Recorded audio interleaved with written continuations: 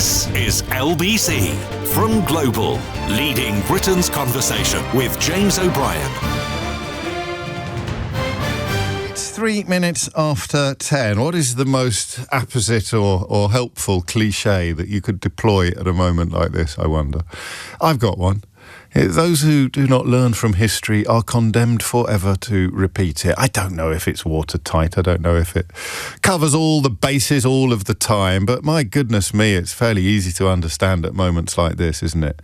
Because the shadow, the spectre of the Iraq war seems to me to loom large, not just over what is happening in Iran at the moment, Iraq's near neighbour, but also what is happening in Westminster and in political discourse. I've got two things written down on the piece of paper in front of me. That's it. That's the show. That's the that's what passes for preparation on this programme.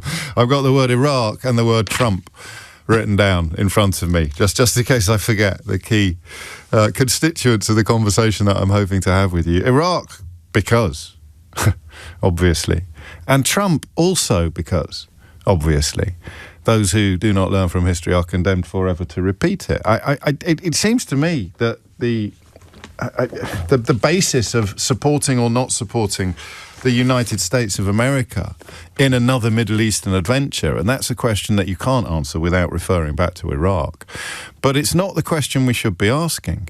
It's not about supporting the United States of America. The United States of America, led by Donald Trump, is not our historical ally. He would throw us under a bus as soon as have another cheeseburger. He just would.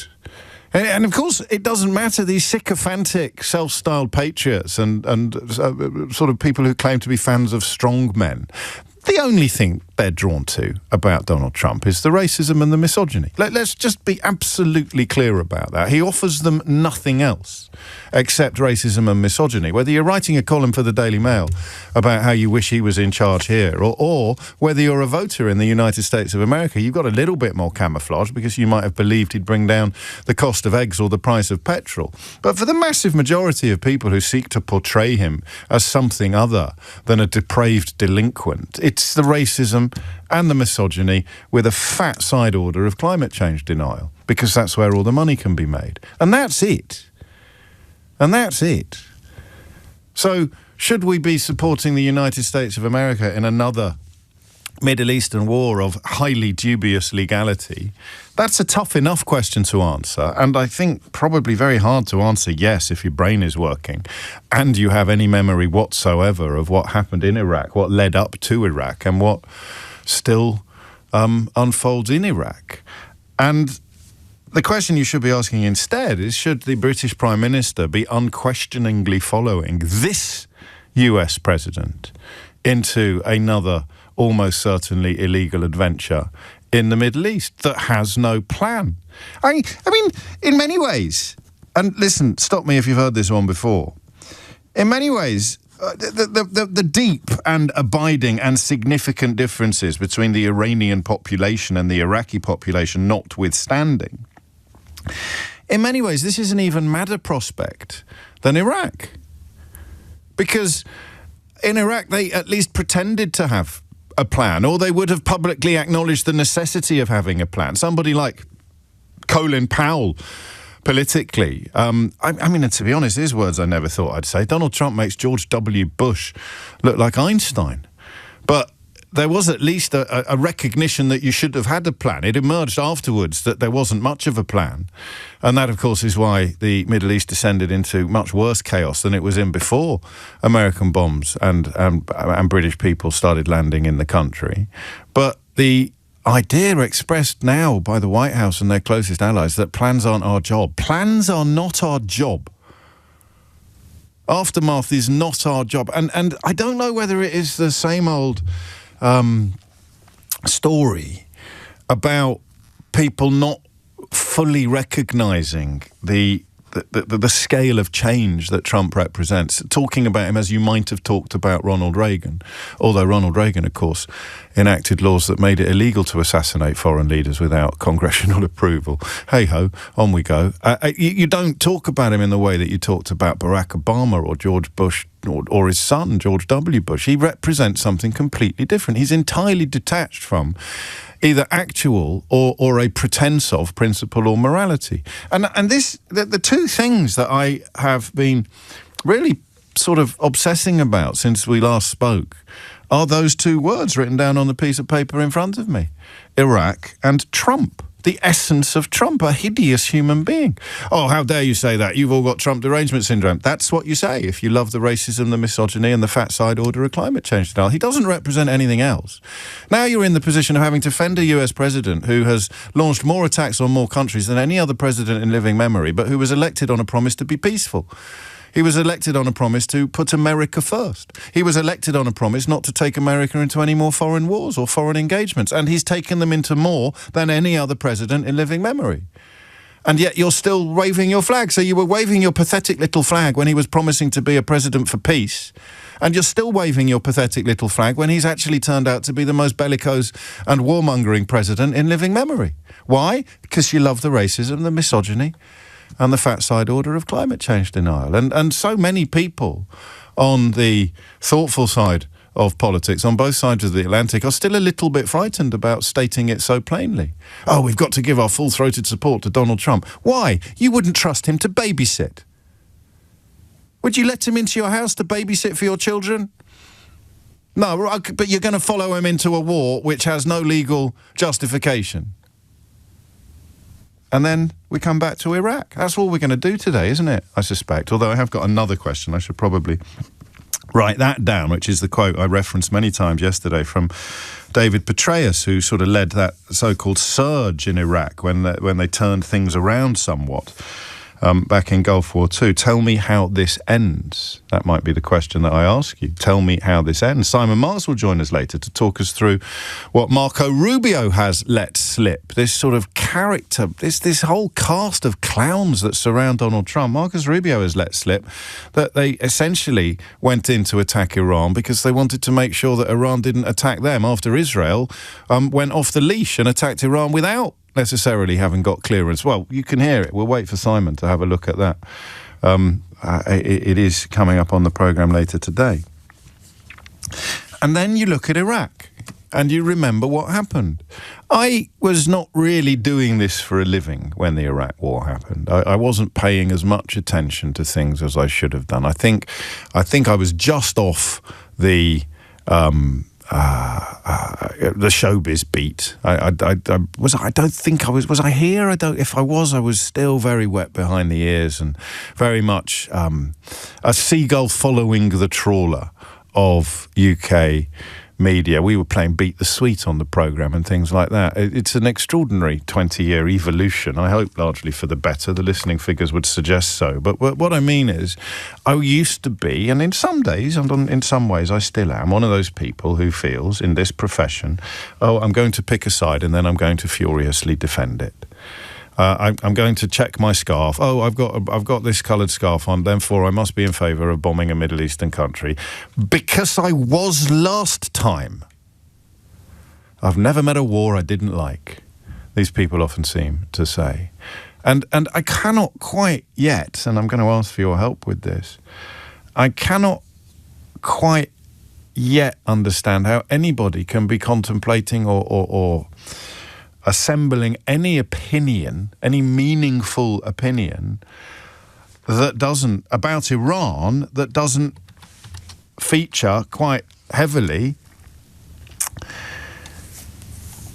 Iraq.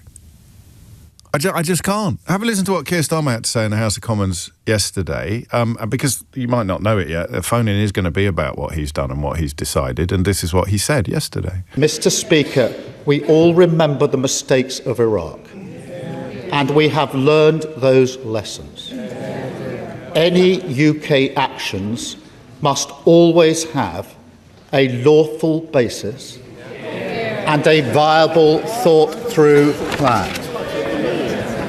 I say again, we were not involved in the initial strikes on Iran, and we will not join offensive action now. So I've written down a few more things. Lawful basis and a viable, thought-through plan. How can this be controversial? How can it be controversial? Having been involved in Iraq, and he's a Labour leader, albeit he wasn't in politics at the time, the legacy of that engagement has completely polluted the memories of Tony Blair's premiership, which did many, many good things, and sometimes, of course, by nature of being a supposedly leftish Prime Minister, he will always be pilloried with the negatives to the exclusion of all positives by the kind of people who pretend that Boris Johnson was more sinned against than sinning. But how can anybody with even a cursory memory of what happened in Iraq object to the idea that this time, as a bellicose American president, I love that word, you've probably noticed, a bellicose American president set sights on a Middle Eastern dictatorship that treats its own population with contempt, with murderous contempt? How can anybody contemplate the question of whether the UK should be in lockstep with that president without remembering the lessons of Iraq? Am I going mad? I look at the front pages of UK newspapers today, all of which were absolutely baying for blood in the run-up to the Iraq war. In action this day, PM won't hit Iran back. So that's the Sun newspaper. The Times manages to be a little bit more measured. Big strike coming, say US. And then things start going truly bonkers. The front page of the Daily Telegraph quotes the American president saying, "I am very disappointed in Keir." Okay. The Daily Express, which still technically qualifies as a newspaper, but only just. "Trump is very disappointed in Sir Keir over Iran help." Daily Mirror, accurately reporting what's happening in Iran, chaos and fear. The Guardian, accurately reporting what's happening in the Middle East. Fears grow as Iran conflict spreads across Middle East. And then, of course, the mothership of madness in this country. US lambasts hand-wringing, pearl-clutching Starmer as Kemi, oh, bless her, says he's scared of his own voters. Kemi Badenoch claiming that Keir Starmer is motivated by fear of Muslim voters' response, which means she either doesn't understand the difference between Sunni and Shia, she doesn't understand the entire history of modern Islam, or she's pretending not to. And I, for one, don't think she's pretending. If it's a choice between is she thick as mince or is she pretending to be as thick as mince, I now come down on the she's as thick as mince on every single occasion. Farage, as I will demonstrate to you lately, bases his opinion on whether American presidents should go to war against Iran entirely on what colour the American president is. If he's black, it's a very, very bad idea. If he's bright orange, it's the best idea since sliced bread. And I can prove that to you later in the programme. Listen again to our Prime Minister. And listen, if you are relatively new to this programme or you haven't been tuning in a lot lately, I'm getting quite a lot of jip at the minute for being quite critical of Keir Starmer, for pointing out that he's doing a lot of things badly. In fact, in a beautiful reminder of why I'm not on Twitter anymore, I put a little post up on Blue Sky yesterday that was praising him for this, and indeed for correctly describing what Donald Trump is doing, trying to effect regime change from the skies, and why the UK doesn't want to be involved in that. And I said very innocuously, why is he so good at this stuff and so bad at so much else? And of course my replies immediately filled up with people insisting that he was actually bad at everything, and people who were insisting that he was actually good at everything, with no room between the two. And that's the point, really, isn't it? It's that you either knot a scarf around your neck so tightly that it cuts off the flow of blood to your head, or you allow your brain to keep functioning. And if your brain is functioning today, how on God's green earth can you not be thinking about Iraq? Mr. Speaker, we all remember the mistakes of Iraq, and we have learned those lessons. Any UK actions must always have a lawful basis and a viable, thought-through plan. I say again, we were not involved in the initial strikes on Iran, and we will not join offensive action now.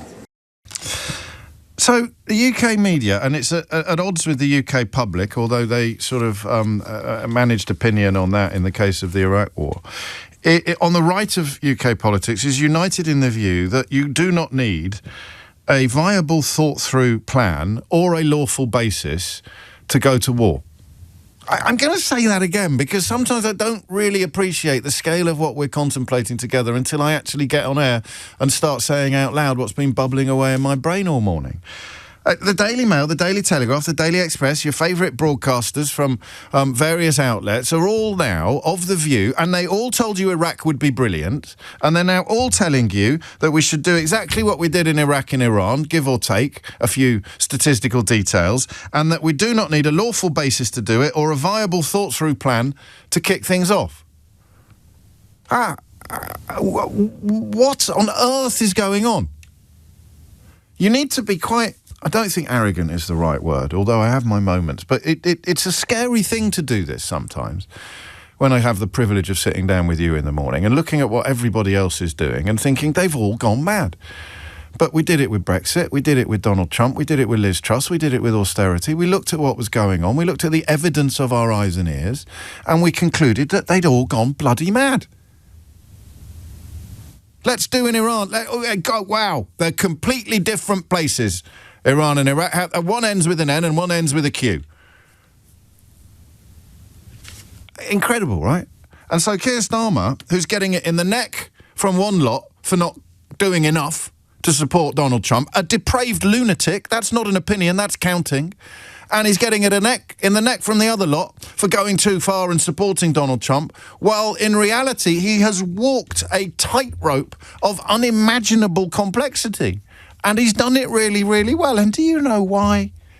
Because he's a lawyer. He gets this stuff. I don't think he's a very good politician, and I will take a lot of persuading from that position. But I don't think he's a very good politician on the current evidence, but he's clearly a very good lawyer. He's a very good interpreter of international law.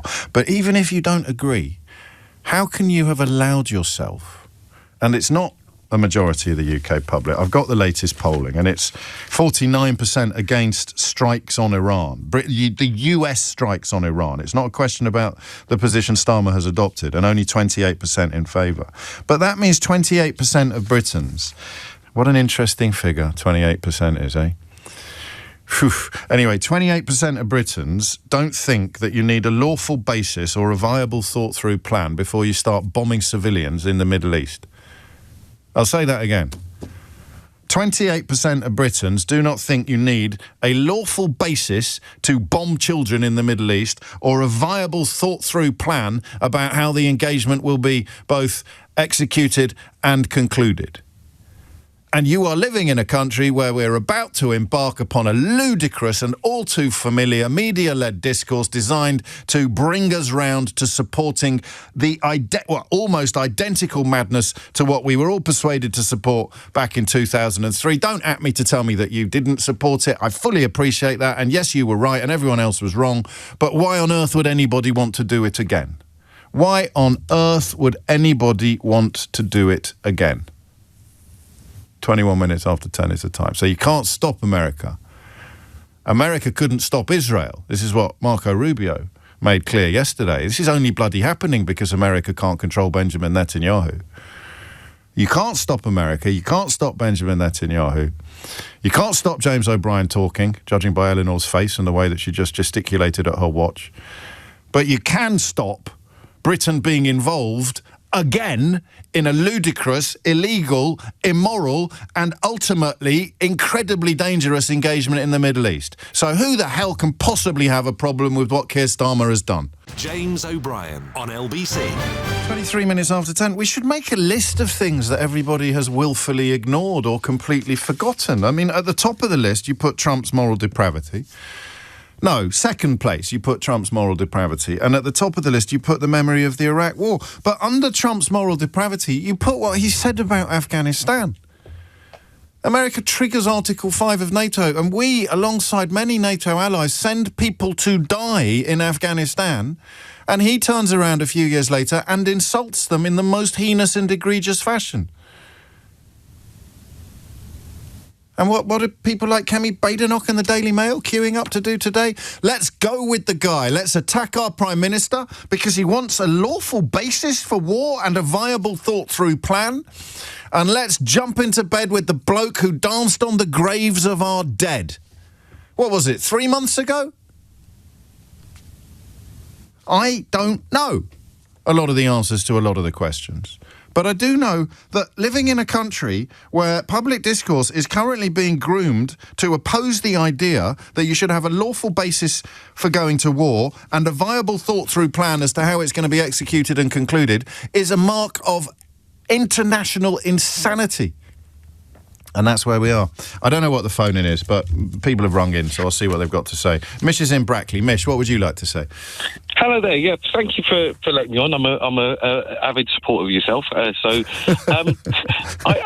Do you have some chants? Do you wear a scarf? Do you have a T-shirt? How can you be an avid supporter of me? But anyway, you're very kind. Carry on. No, I just wanted to say I'm really shocked with politicians and some of the public that are calling out Keir for not going full out on this war.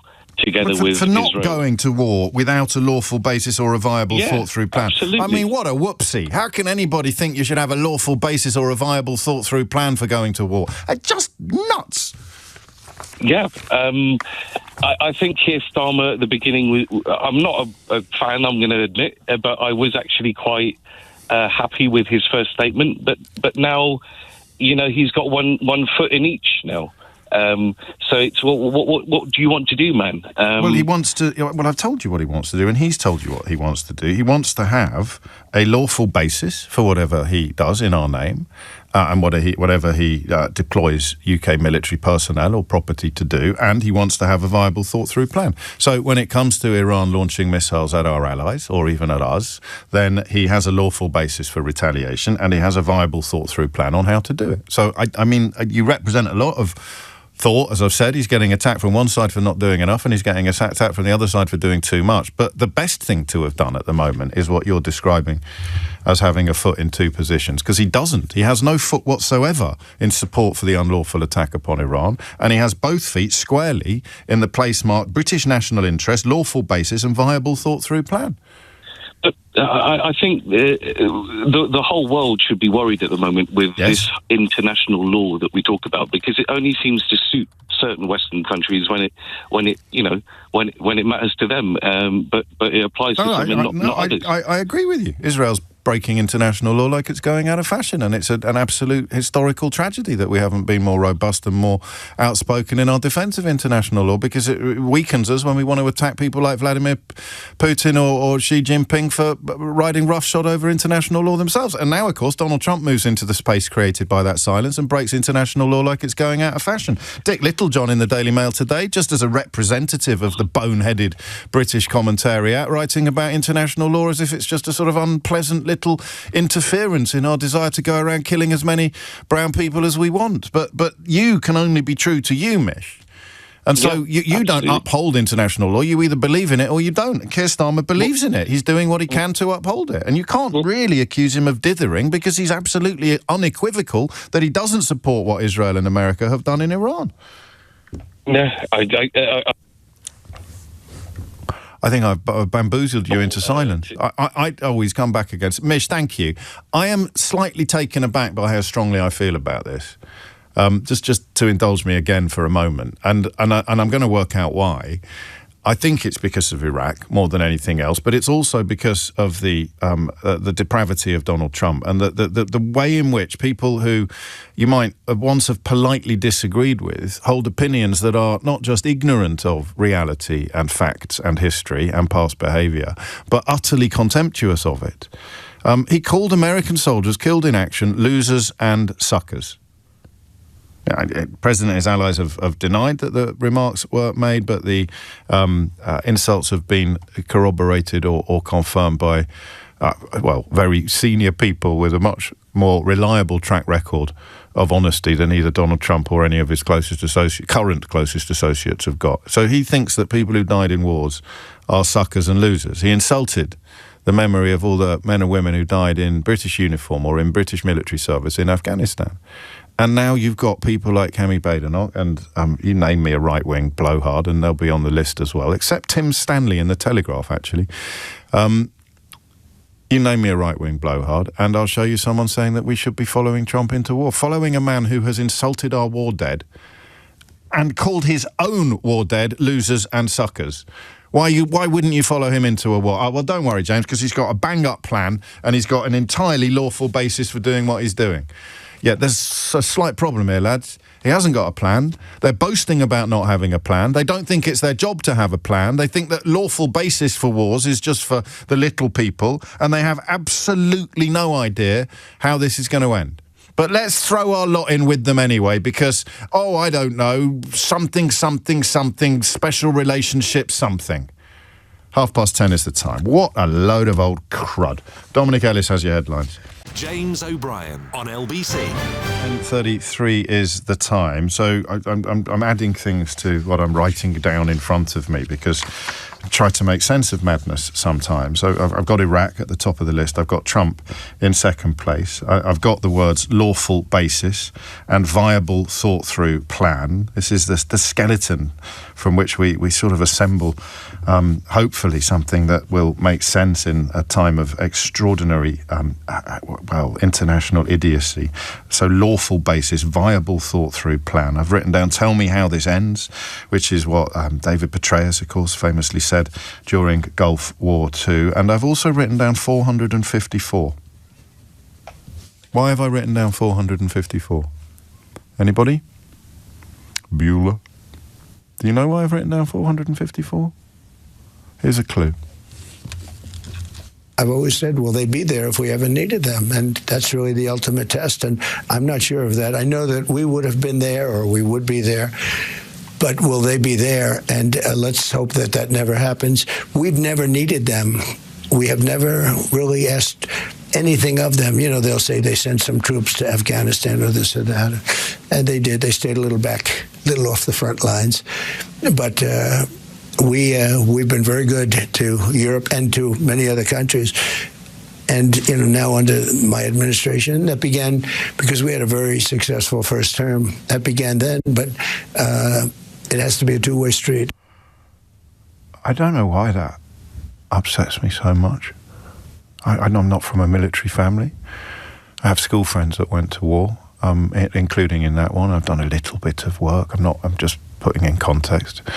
I've had meaningless contributions to some of the charities that deal with the people who come back from war heavily traumatised or disabled. And that man insults. You've worked out why 454 is on my piece of paper, haven't you? 454 British servicemen and women gave their lives in Afghanistan, having answered the call from our ally, the United States of America. And you just heard Donald Trump. I can't say the words on the radio that I want to say.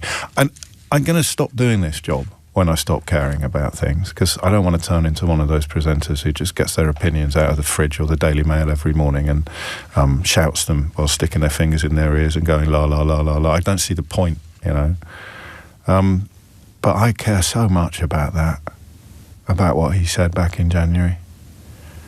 And you can only support him now if you don't care. Yeah, why wouldn't we trust him? Why wouldn't we throw our lot in with a man who has no lawful basis for attacking Iran, who has no viable thought-through plan, who has a long history of personal and public moral depravity, and who said this about 454 dead British servicemen and women who gave their lives in Afghanistan? I've always said, will they be there if we ever needed them? And that's really the ultimate test. And I'm not sure of that. I know that we would have been there, or we would be there. But will they be there? And let's hope that that never happens. We've never needed them. We have never really asked anything of them. They'll say they sent some troops to Afghanistan or this or that. And they did. They stayed a little back, a little off the front lines. But we've been very good to Europe and to many other countries. And, now under my administration, that began because we had a very successful first term. That began then, but it has to be a two-way street. And another number, I think it's 5, is it? The number of times he dodged the draft by lying about a medical condition to avoid military service in Vietnam. So his own military heroes are losers and suckers. You remember how he treated that Gold Star family during his first presidential campaign. Our British military heroes and Danes and many other NATO allies are cowards who hold a little back and didn't really help. They just all got killed somehow by accident while staying away from the fray. He doesn't have a lawful basis for doing what he's doing. He doesn't have a viable, thought-through plan. And if you do throw your lot in with Donald Trump on a Monday, he can quite happily turn around and punch you in the face on a Tuesday. So down with Keir Starmer, says the right-wing Brexit commentariat, and up with Donald Trump. Can anyone explain that to me? Particularly now through the three lenses of the Iraq War, Donald Trump's well-established, let's just say unreliability, if you're uncomfortable with the word depravity, and the 454 British war dead that he insulted in the most hideous and heinous fashion. I think this is what Trump derangement syndrome sounds like. No wonder people try to silence those of us who refuse to stop telling the most simple and obvious truths. And this is the guy we should have gone to war with. I haven't even asked a question yet this morning, and I've barely taken any calls, but that's the way the show unfolds sometimes. Marge is in Haringey. Marge, what would you like to say? Hi, James. I just want to say that I understand your point about Trump having said what he said about British troops, and I don't approve of it. He has also said a lot of things, violent things about women. I don't approve of those either. But that doesn't mean he's wrong in going to war with Iran. Absolutely not. Except under international law. That's why Keir Starmer says you need a lawful basis to do it. Okay, let's talk about international law. I'm going to have to sort your phone line out, and we will do, and we'll get you back shortly. Sam's in Penge. Sam, what would you like to say? Morning, James. Good Lord, I've just gone from one of the worst phone lines of the week to one of the absolute best. It sounds like you're in the room with me. What's on your mind, Sam? James, I come from a small country in the Balkans originally. Without the intervention of the West, America, UK, NATO, I wouldn't have a country to go back to in the summer, if that makes sense. Kosovo. We're very grateful for what they've done. There was a clear, thought-out plan. There was guidance, and they held our hands until we created our nation. It's going swimmingly now. Democracy is in full swing. It doesn't suit everybody, but unfortunately, that's just life. So we've got case studies to say, well done. This is what should have happened. This is the case. In the case of Iran and what's going on right now, before Donald Trump was elected, the right-wing media went out of their way to tell us that he said no to war. He's not going to war. I know. The same people who are saying, oh, no, let's get stuck into this one. And also, let's bomb Nigeria on Christmas Day. And also, well, I'll go on, but you're talking now. I'll shut up for a while. These are the same people that led us to war in the first place when we went to Iraq and Afghanistan as well. It wasn't about democracy. It wasn't about anything to do with helping the people like what they're trying to tell us it's going to be in Iran. It's all about money and wealth and oil. The reason why they kidnapped Venezuela's president before doing all of this is to guarantee their oil supplies while this is all going, because no oil was getting through the Strait of Hormuz. So they knew all of this was going to happen. This is why all of this has gone on. And we have guys in the media who tell us, oh, you're deranged. We're not deranged. As Brits, I believe, I hate to sound, too smart or, we're above the world, but we kind of always see through the clouds, if that makes sense. We can always kind of see the rubbish that goes on within the world, and we kind of hold ourselves to a better kind of status sometimes, I think, as Brits. At this point, it's those who were really loud in the beginning against Starmer, pro-Trump, are very quiet now. They don't want to debate. They don't want to talk to you anymore, because I try and get through in the mornings all the time now, but I don't get through no more because they don't want to have conversations. I have no idea what you're referring to. Of course, you're wrong as well, because there's entire television stations dedicated to pretending that Donald Trump hasn't turned out to be any of the things that his critics warned he would, because he'd already demonstrated that he would be that. But are there any positive lessons, and I ask this somewhat cautiously, to be learned from Kosovo? I mean, they are completely different scenarios. The Serb aggression in Kosovo, it was a war zone. It wasn't a country living under dictatorship, a murderous dictatorship visiting horrors. It wasn't regime change, was it? It was a sort of defence and and rebuilding project. So are there any positive parallels that could be drawn by people who want to feel a little bit more comfortable about what is happening in Iran at the moment? We're not looking at the 90s America. We're not looking at the Bill Clintons and the George Bush seniors. We're not looking at these guys anymore. We're talking about convicted criminals. This guy's a convicted criminal. It's potatoes and tomatoes. You cannot compare what went on in Kosovo in the late 90s and the freedom that they provided us. James, Kosovo was voted one of the happiest places to live in the world, not just in the Balkans, not just in Europe, in the world. This is a country that we were being murdered in our own homes less than 25 years ago, James. Do you understand? I do understand. I've got Kosovan friends, actually, and one of the things they tell me that I didn't believe until I checked it out for myself is that there's quite a bunch of people, there's a bunch of kids in Kosovo of a certain age whose first name is Tony Blair, as if it's one name. They're called things like Tony Blair Jones. I don't know what a typical Kosovan surname would be, but Tony Blair Blenkinsop and Tony Blair O'Brien, and that is an indication of what you are describing and what can be achieved. But it wasn't regime change in the sense that was effected or attempted in Iraq, and I know you know this, or indeed in Iran, and that's the worry. Does anyone mourn the passing of the Ayatollah? No. Can anyone point to a precedent from history that says things are going to get better for the resident population? 0345 6060 973. Let's go back to Marge in Haringey on a hopefully improved line. Marge, where were we? Apologies for the It's bad not your line. fault, Yes. unless you work for BT, of course.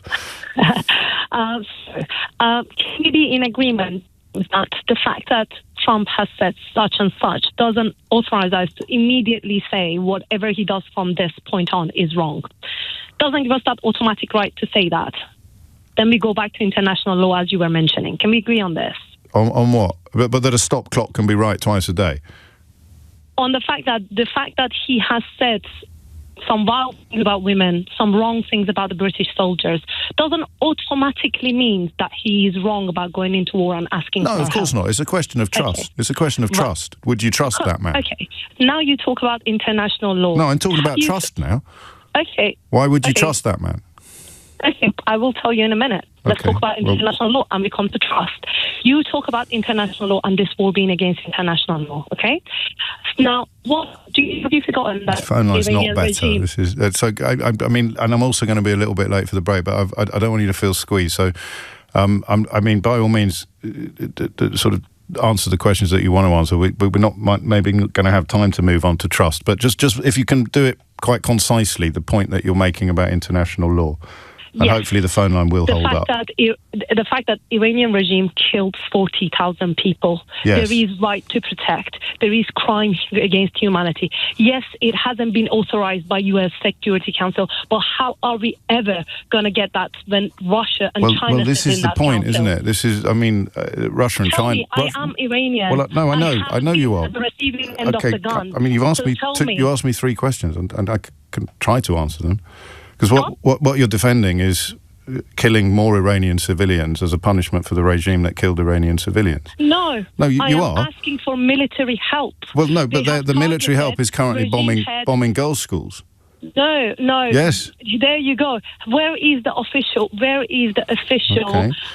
analysis of who hit that school? Okay, this is sounding a lot like conversations that we had Listen to about me. Gaza now. No, so listen to me. I am have listening to family you. I think and niece and nephew in the schools. nobody Before is this going to attack mourn happened- the passing of the before this Ayatollah. attack No, happened- okay, fine. Listen to me. Before this attack happened, it was going round and round that there were leaks that Iranian regime was aiming to hit schools, to blame it on the U.S. so that the media turn against them. Yes, and this is exactly the same This narrative is that was followed after possibility attacks on Gaza, and when the news agenda was being dominated by people who were seeking to defend or excuse or deny the atrocities rather than people who were seeking to condemn them. Listen, I've tried to have a conversation with you, and I appreciate, as an Iranian, your feelings are going to be running a heck of a lot more high than mine are, but killing Iranian civilians in order to punish a regime that kills Iranian civilians looks a little bit odd, and the lessons of Iraq,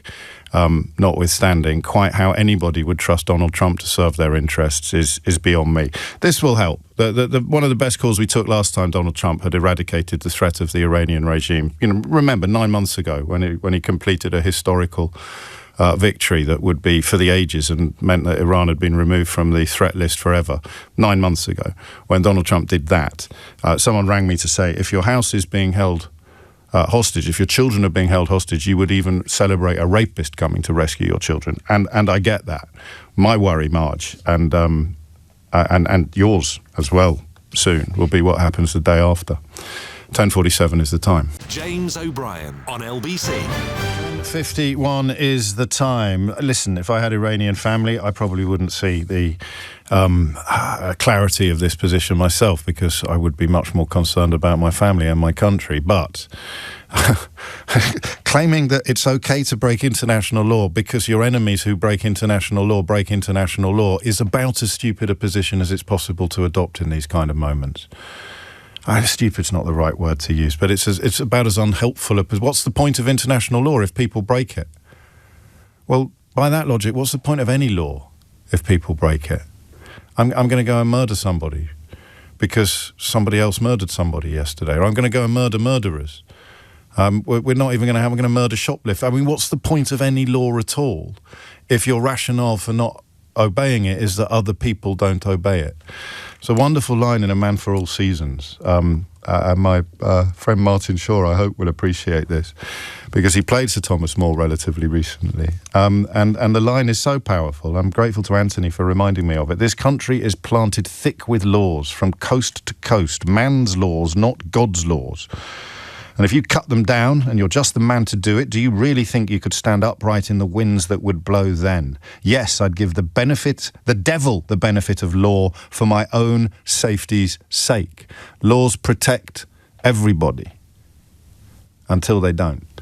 And just because people break laws, the idea that then justifies you breaking the law is... Look, it's not an unpopular position. Henry VIII was trying to do it back when Sir Thomas More, albeit that those are the words of Robert Bolt rather than Thomas More himself, he went to the gallows. He went to the Axeman. He had his head chopped off for his trouble for simply saying that you cannot ride roughshod over the law, whether you're a king, whether you're a dictator, whether you're a Daily Mail columnist. You cannot ignore the law, whether domestic or international, without becoming as bad as the people that you are claiming to be better than. And that's the position. That's essentially the position. So nobody mourns the passing of the Ayatollah, or nobody that I can respect mourns the passing of the Ayatollah. But the idea that you can break international law to punish people who break international law makes you as bad as them. And when you look at the people who have assassinated the Ayatollah, and in Netanyahu's case in particular, their relationship with international law, the idea that there's any moral high ground anywhere in this conflict is palpably absurd. And nobody seems to understand that except Keir Starmer. Lawful basis, viable thought-through plan. You got neither, but you're still in favour of it. Then you've forgotten all about Iraq. I'm really sorry, and I don't do this very often these days. I think I probably used to do it rather more. But I do think it's pretty close to impenetrable, that position. I think it's pretty close to unassailable. You're in favour of going into war in the Middle East without a lawful basis or a viable thought-through plan. OK, because you think getting rid of the regime is so important. That was the argument in Iraq. Tell me how that went. End of argument. End of conversation. Well, hopefully not, because we're here for another 2 hours. Don's in Darlington. Don, what would you like to say? Hi, good morning, James. How are you? Very well, mate. What's on your mind? Yeah, good. Yeah, I was saying to your producer, I was the IED bomb disposal operator up in the Maysan province in 2006 when I was in Iraq. Okay. And some of the complexities of the IEDs that we were finding and recovering had a massive hint of Iranian know-how and intel, even to the point where the cables had "Made in Iran" written on the side of the cables. Good Lord. Yeah, and what I'm thinking now is possibly what's happening now, and from the IEDs that I did recover, that the Iranian military are probably now hiding all their military ordnance, waiting for this warfare or airfare campaign to sort of subside, and hopefully inviting boots on the ground. And when they can then start employing the tactics of IEDs like they did in Iraq. I mean, you're jumping forward a little bit to the conversation about tell me how this will end. And what I've read, and you obviously know a lot more about this than I do in many ways, but what I've read is that the bulk of their slightly sort of prehistoric armaments are drones. That they've got they've got loads and loads and loads of second-rate drones that they will just launch indiscriminately at soft targets when they get the first opportunity to do so, i.e., in your words, when the current air attacks have ended. And that's why you're already seeing civilian targeting and hotels going up in Dubai and places like that. So I don't know, and I hope that I'm right on this one. I don't want to be wrong. I don't know that boots on the ground is a viable prospect at all.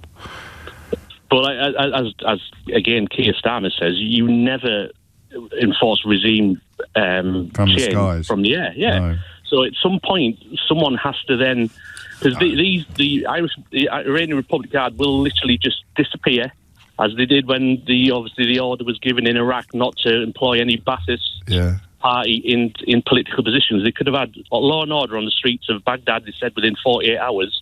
If they just accepted it, they obviously negated that. Suddenly you had 100,000 men who didn't have a job, no means of income, hence the insurgency happened.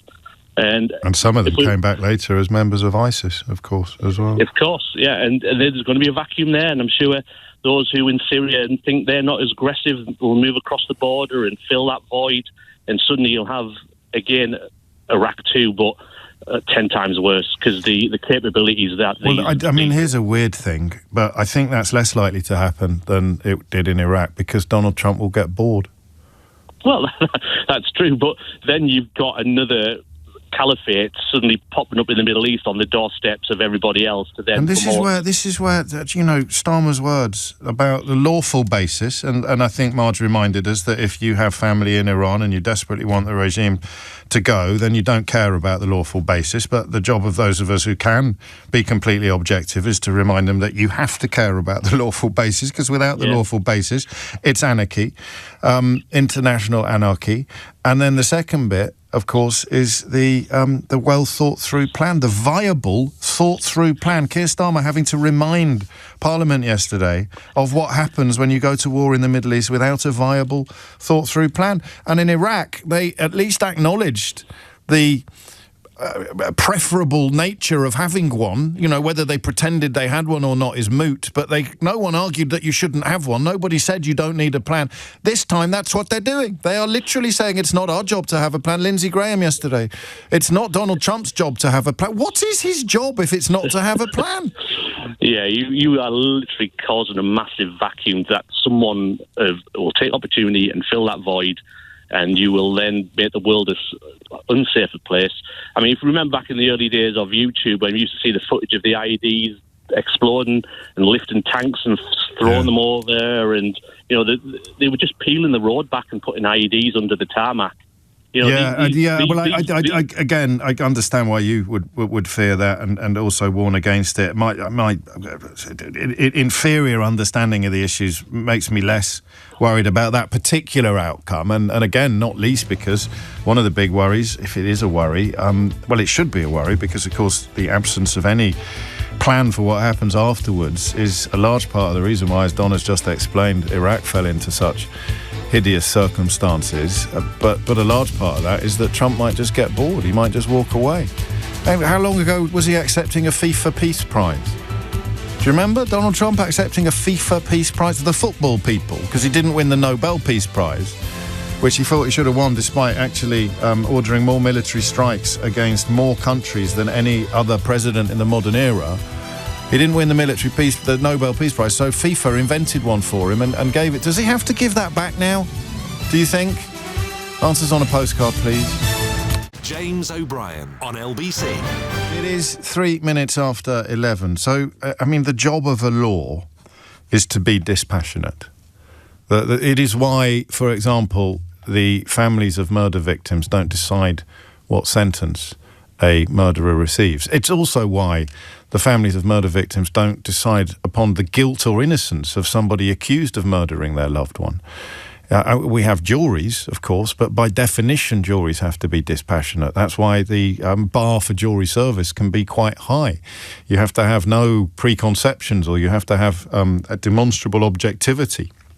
Sounds a bit idealistic in the modern world, doesn't it, with 24/7 news wanging away in the background all the time. But the law has to be unemotional. And to say that we're going to break the law because that person over there broke the law is an emotional response. If I was Iranian, let me be absolutely clear, I would be torn at the moment between welcoming the removal of the Ayatollah and terror at what was likely to replace it. And the minute I started looking at who was responsible for removing the Ayatollah, and therefore in a normal universe would bear some responsibility for presiding over what replaced it, my terror would turn to ice. Because it's Donald Trump and Benjamin Netanyahu. If I were Iranian, my emotions would be all over the place. And if you dial up the empathy for the people locked up in jails for wearing their headscarves wrong, or killed by the Revolutionary Guard for invented affronts to the Ayatollah's dignity, you can easily call for, you don't care who drops the bombs. You'd send in a platoon of absolute undescribables to remove a regime as hideous as the Ayatollahs. And that's where emotion leads you. And that's not what the law is for. The law is for the opposite of emotion. The law, by definition, has to be objective. It's an imperfect instrument, but my God, it's better than anything else you've got. So you have the law, and you have history, and you have knowledge. And you take those three things, and you mould them together into a lens through which you look at what America and Israel are doing to Iran. And you have to try to leave emotion at the door. And if you do leave emotion at the door, then, and I don't think I could do this if I was Iranian, then the idea that you should support what appears to be in many ways a repeat of the Iraq war, led by a man who routinely maligns the military dead from his own country, and even worse when it is the dead of his country's allies, who dodged the draft himself, describes dead veterans or dead soldiers as suckers and losers. How on earth, if you're being unemotional, you can be in favour of this activity is currently beyond me. The law is the opposite of populism or emotion or whatever it is that Donald Trump trades in. History, yes, is written by the victors, but contains important and crucial lessons about the present. And finally, the knowledge of a man. The knowledge of who somebody is and what they represent. Benjamin Netanyahu, the leader of a genocide. Donald Trump, where do you even begin? The serial felon. The man who boasts about sexually assaulting women and gets defended, of course, by people like Nigel Farage. The man who lies still about the democracy that he benefited from twice, but lied about it when he lost. This is the man you charge with bringing peace or democracy to a Middle Eastern country? Okay, let's suspend disbelief that this man could do it and look instead at what happened the last time America tried to. And then you come back to Iraq. So, how do people, and they are usually people that were in favour of the last Iraq war, and yes, I think they're probably people who were cheerleading the four donkeys of the Cropocalypse at various points over the last 10 years as well. The people saying, well, the people writing the Daily Mail front pages, and the people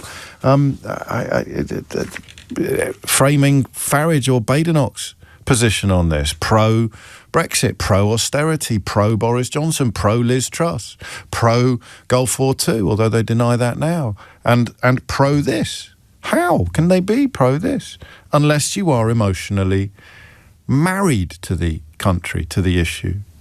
How can anybody objective think that this looks like a good idea? Which leaves Keir Starmer absolutely on the money when he disassociates himself from the original attack and supports wholeheartedly the defence of our allies and the defence of our interests. It's not often I sit here, not since Brexit actually, or COVID, when I thought that Dominic Cummings had a master plan, and think that the truth is so blindingly obvious that I truly can't understand why other people can't see it. Jeremy Clarkson said that about me once. I think it was meant to be an insult, but I kind of took it as a compliment. He wrote it nicely. He said, "I love James. He genuinely can't seem to understand why anybody ever disagrees with him." And I look back on those 4 things. Brexit, Donald Trump, 5 things. Brexit, Donald Trump, Boris Johnson, Liz Truss, austerity. And I think, I still can't understand why anybody would disagree with me. How much more right do you have to be proved about something? And I really hope this doesn't become the 6th. I can't claim that I was right about Iraq. I wasn't in the job, and I wasn't right, for the record. I had this rhetorical flourish where I'd say, if you've got 10 murderous dictators lined up against a wall and you've only got 1 bullet, then why on earth wouldn't you shoot one of them? To which, of course, the international law question would be the answer. It makes you a murderer, mate. Ronald Reagan passed a law to forbid American regimes or administrations from assassinating foreign leaders without congressional approval. Ronald Reagan, the original hawk. The man who put the con into neocon. That doesn't quite work, but you know me, I love a bit of wordplay. And here we are now watching people look at the world stage and think, I'll tell you what we need to do. We need to give Donald Trump a hand grenade and invite him to lob it wherever he wants. And if the British Prime Minister says that doesn't look like a very good idea, we must attack the British Prime Minister. We must attack the British Prime Minister if he points out that going to war with no lawful basis and no viable, thought-through plan is a bad idea. Stone him! Don't attack the bloke doing it, the bloke going to war with no lawful basis and no viable, thought-through plan. Attack the bloke suggesting that that's not a very good idea. And that's the bit I don't get. How can you do that if you are vaguely aware of Donald Trump's personal and political history and the Iraq War? 0345 6060 973. And I don't want to exclude Iranian people from the conversation, but if you are Iranian, I understand how you can do it, because if your children were being held hostage in a house and the only person coming to the rescue was a rapist, you would bite his arm off. But what happens next? What happens next? It's 11 after 11. I have some phone lines free now for the first time since 10 o'clock. 0345 6060 973 is the number that you need.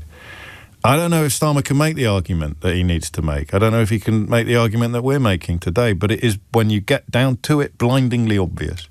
Whatever the emotional pull may be to dispose of the Ayatollah, and I will be absolutely clear about my welcoming of that conclusion, but you can have 2 thoughts in your head at the same time. And this can't end well.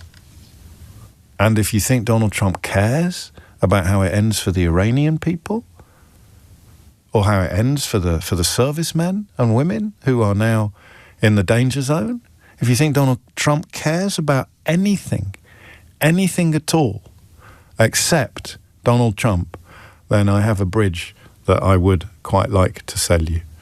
So yesterday he was bestowing a Medal of Honor, and you would imagine in that moment, wouldn't you, that he'd be able to focus upon the gravity of the situation and the importance of the recipient. Well, have a little listen to what happened. See that nice drape? When that comes down right now, you see a very, very deep hole. But in about a year and a half from now, you're going to see a very, very beautiful building. And there's your entrance to it right there. In fact, it looks so nice, I think I'll save money on the doors, because it can't get more beautiful than that. I picked those drapes in my first term. I always like gold, but I think we can save a lot of money. I just saved curtains. That is a speech given at a ceremony recognising 3 US Army soldiers with the Medal of Honor at the White House yesterday. 2 of the commendations were being awarded posthumously. Retired Command Sergeant Major Terry P. Richardson was recognised for actions during the Vietnam War. that, of course, Donald Trump avoided by lying about a medical condition. And he was credited with saving the lives of 85 other service members. Staff Sergeant Michael H. Ollis was killed in action in Afghanistan. You remember that war where the NATO allies held back a bit and didn't really help, and 454 British men and women somehow ended up dead.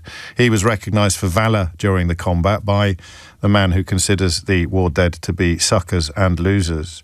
And Master Sergeant Roderick W. Edmonds was recognised for his leadership and resistance as a prisoner of war in Germany during World War II. And in a speech dedicated to honouring those men, Donald Trump did this.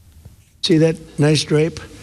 When that comes down right now, you see a very, very deep hole. But in about a year and a half from now, you're going to see a very, very beautiful building.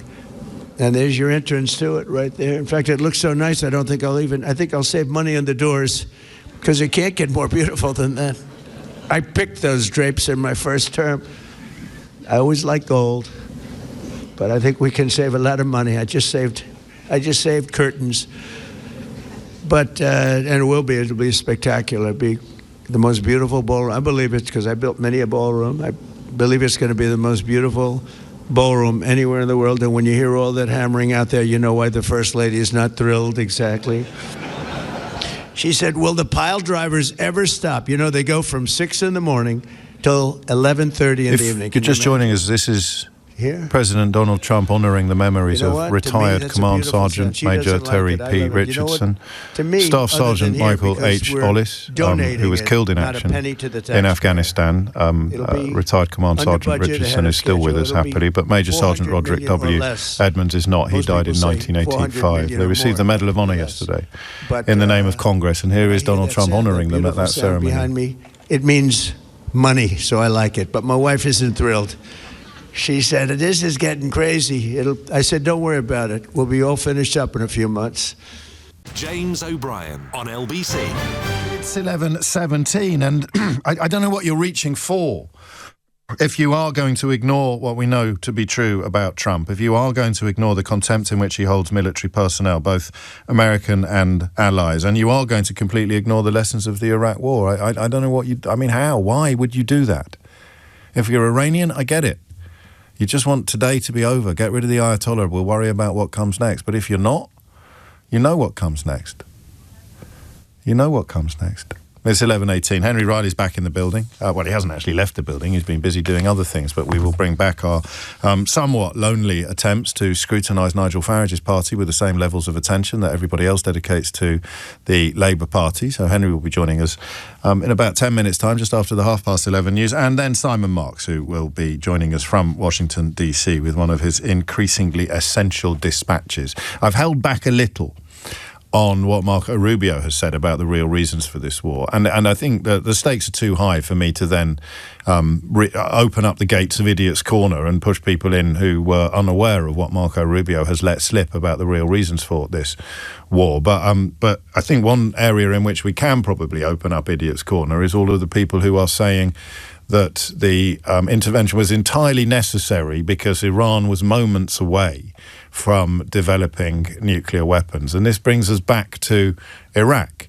This brings us back to the weapons of mass destruction and all of the people, and not all of them stupid, not all of them by any means craven or cowardly or any of those things, who genuinely believed, because the government told them, that Saddam Hussein was about to develop or even launch weapons of mass destruction. So let's look at the claims that Iran is about to. Here is Benjamin Netanyahu in October, and you might want to just pause and make sure you're hearing me correctly when I tell you when this was, of October 1996. The deadline for attaining this goal is getting extremely close. And Iran, by the way, is also outpacing September 2022. in the development of ballistic missile systems that they hope will reach the eastern seaboard of the United States within 15 years. By next September spring, 2012. by next summer, at current enrichment rates, they will have finished the medium enrichment and move on to the final stage. From there, it's only a few months, possibly a few weeks, before they get enough enriched uranium for the first bomb. The foremost sponsor of global terrorism could be weeks away from having enough enriched uranium for an entire arsenal of nuclear weapons. That would place a militant Islamic October terror 2015. regime weeks away from having the fissile material for an entire arsenal of nuclear bombs. If not stopped, And June 2025. Iran could produce a nuclear weapon in a very short time. It could be a year, it could be within a few months. And of course, in June of 2025, they successfully demolished any ability that Iran had to develop these nuclear weapons that they've been on the brink of developing since at least 1996. And how do we know that? Because Benjamin Netanyahu told us.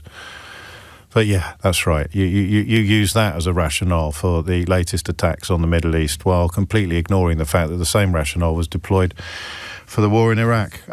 Sorry, more phone calls. You could be forgiven for not knowing this was a phone-in programme today.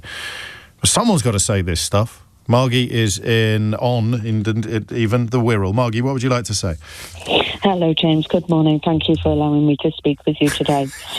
I'm only laughing because it does actually sound like I'm only allowing other people to speak for a couple of minutes at the moment. I'll shut up for a while, or at least I'll try and probably fail. Go on, Margie. Okay. Fill your boots. I would appreciate it because I do have 2 points to make if you will indulge me for a short time. The first and foremost is I am absolutely furious, not only at what Trump said back in January about our troops, but also what he's saying now about Starmer's position. And I'll tell you for why. My father served 28 years in the RAF following World War II. As a result, I was born in Cyprus, in Akrotiri. So hearing about the attack there yesterday really upset me. My grandfather served as an officer in the Navy during World War II. But more importantly, my son has not long come out of the army, having served 16 years in the Royal Electrical Mechanical Engineers, the REME. He did a tour of duty in Afghanistan and also in Iraq. One of those tours of duty, he called me telling me that he had been moved to the forward operation base the day before, and that within an hour of being there, they were attacked, and he was sat in his tent as a bullet ripped through the tent inches from his face and hit a pole on the other side. As you can imagine, that scared the living daylights out of me. So to hear a 5-time draft dodger saying the things he's saying about our troops absolutely infuriates me. Moving on from that, my second point... Don't move on yet, because just let that settle for people, because it is mothers that he's insulting when he insults, and fathers, and wives and husbands, partners, boyfriends, girlfriends, brothers, sisters, children. And it's such an extraordinary thing to say about 454 war dead that they have. And that's just the Brits. There are plenty of other NATO allies, including Danes, of course. I think Denmark might have had the biggest per capita mortality rate. And, of course, at the time he was insulting Denmark in an extraordinary fashion and threatening to steal Greenland. And this is the guy we're going to trust, Margie. This is the guy that we should be backing. This is the guy that Dick Littlejohn thinks we should trust over our own Prime Minister. Absolutely not. Incredible. And then they pretend to care about soldiers. They pretend to care about the military when they dress themselves up, or someone on the telly doesn't wear a poppy, or a footballer of Irish heritage decides he doesn't want to, and they all have a fit of the vapours and they all spit their dummies. And then when Donald Trump, because they love the racism, the misogyny and the climate change denial, literally insults your son's former comrades, literally insults them, they have absolutely nothing to say except, let's follow him into another Middle Eastern war with no lawful basis or viable thought-through plan. We're all going mad. Exactly. So this war being illegal, following Iraq, which was illegal, my son actually took part in an illegal operation, and that is upsetting at the smallest stratagem of this. Yeah, I mean, it's never been sort of officially concluded, but it should certainly have... well, anyway, I don't think we can talk about Iran without remembering the lessons of Iraq, whatever those lessons may be. Exactly. So my second point, and if you will indulge me with this, I am in no way a conspiracy theorist. I think people who claim that we didn't go to the moon, blah, blah, blah, and JF Kennedy's death was whatever it was, just need to give their heads a wobble, quite frankly. Yeah. However, I have been taking a great deal of interest in Trump recently.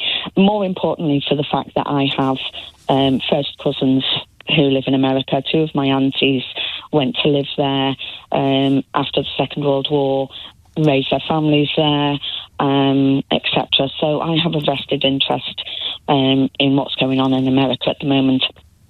And I've been piecing together, if you imagine a jigsaw puzzle, and you see a small piece here and a small piece there, and you put them together, they make a bigger picture. Yeah, I know how jigsaws work. Yeah, but what I'm... Go on, cut to the chase. Stop being shy. Give it. Go on, hit me with it. I might have to dump you if it's litigious or libelous. No, I will try not to be. So if you take, for instance, the fact that Netanyahu has been saying for 40 years now that Iran is trying to build a nuclear arsenal. No, he's been saying for 40 years that they're pretty much done and dusted. Yeah. And he has been trying to get the world involved in his plan to attack Iran for this so-called... I'm going to have to hurry you up. Okay. All right. Now, let's take into account the fact No, you're not hurrying. Just give me the line. Sorry. Give me the headline, because otherwise we're going to be late for the news. Okay. Donald Trump is a stooge for Netanyahu, and he was recruited by Epstein. That is my... Right, okay. I mean, I'm not going to dump that, but it is based upon zero evidence, except the ways in which that you have personally slotted the jigsaw pieces together. Yeah. Yeah, okay. No, I mean, it stands. It is a conspiracy theory, and at this point in the cycle of history, I think it's crackers. But I don't think you're crackers. So I'm glad I hurried you up to get to the point, because it wasn't anywhere near as worrying as I thought it might be. But Epstein's involvement in both far-right politics and, indeed, sex trafficking has been underexplored and underreported. We haven't done enough on the sex trafficking and the paedophilia. And, of course, he was best friends with Donald Trump for 15 years. He was also best friends with Steve Bannon long after he was convicted of crimes against children. And Steve Bannon, at the time, was best friends with Nigel Farage, who he was advising, apparently, on Brexit. And indeed, you don't have to take my word for it, because Nigel let the cat out of the bag after he'd had a pint or two, when he was photographed outside a pub with a pint, praising and thanking Steve Bannon for the role that he had played in delivering Brexit when he wasn't busy hanging out with his mate Jeffrey Epstein, the sex trafficker and paedophile. So there are many, many tentacles from Jeffrey Epstein's depravity that reach into many surprising corners of politics, but I haven't yet seen any evidence to support the existence of those particular tentacles, Margie, to be absolutely clear. It's coming up to 11:29. I think it's more likely, to be honest with you, that he is terrified of Vladimir Putin for reasons than he is enthralled to the Israeli regime. But I've got no particular proof for that either.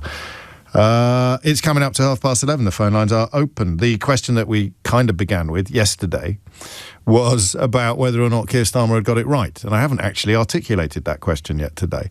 We're going to hear from Henry Riley after this, and then Simon Marks at 11:45. So when we come back at 12 o'clock, we will probably move into the areas of tell me how this ends, or have another nibble at the question of how anybody can think that Keir Starmer has got this wrong while being cognizant of A, what happened in Iraq, B, who and what Donald Trump has proven himself countless times to be, and C, the 454 British war dead that he was quite happy to malign and insult as long ago as January. It's currently March. Here's Dominic Ellis with your headlines. James O'Brien on LBC. 11:33 is the time. Simon Marks on the way at about 11:46 or 7 on this programme with one of his increasingly essential dispatches from Washington, D.C., including, and I'll probably kick myself for this after the show, I probably should... Well, no, because we've had a brilliant programme so far, in my humble opinion. So I didn't need to give you the Marco. If you're not across what Marco Rubio has said, because it's extraordinarily underreported in the UK media at the moment, then happily Simon Marks will be here to tell us about that particular cat let out of this particularly hideous bag, a bag which, just before we move on to matters domestic, currently sees the Iranian Red Crescent Society saying yesterday that at least 555 people had already been killed, while the Norway-based human rights group Hengor said the death toll on day 3 had reached at least 1,500 in Iran, including 200 civilians and 1,300 members of the Iranian forces. That number is only going to go in one direction, and it is also in Iran, or to Iran, that we turn to get today's Unhinged headline that I think may involve a debut for the columnist Dan Hodges. Has he been on Unhinged Headlines before? I'm not sure, but he's in it today. We'll get on to that shortly. But first, so we launched this new feature. We didn't give it a name because chances are I'll forget about it and it won't turn into a feature at all. But we liked this one. So I asked Henry Wiley about, was it 3 weeks ago? Yeah. Yesterday, 3 weeks ago yesterday. So. I said, just have a look. There seemed to be quite a few stories bubbling around about all the stuff you'd expect in any party led by Nigel Farage. Bit of racism, bit of weirdness, bit of wrongness, bit of lies. Let's just do a quick rundown of what's gone on. So he came on the show on a Wednesday. I took him for a drink on Tuesday. We won't talk about what happened on Wednesday.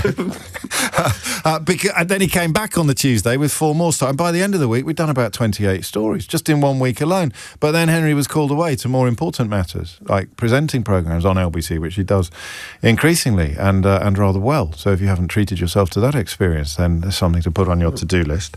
And then I think you had some time off. Yeah. Yes-ish. Okay, sort of. But now you're back. And rather than cast your eye over the last 2 weeks, which would actually take too long, I tasked you with looking at what's happened in Farage land in the last 24 hours. Let's see what's happened in the last 24 hours. Can I get you to pick a number between 1 and 4, James? 3. 3. Well, this is obviously the sort of party of the motorist is something that's often frequently spoken about in politics. However, there is frustration among motorists because of the Reform UK West Northamptonshire Council.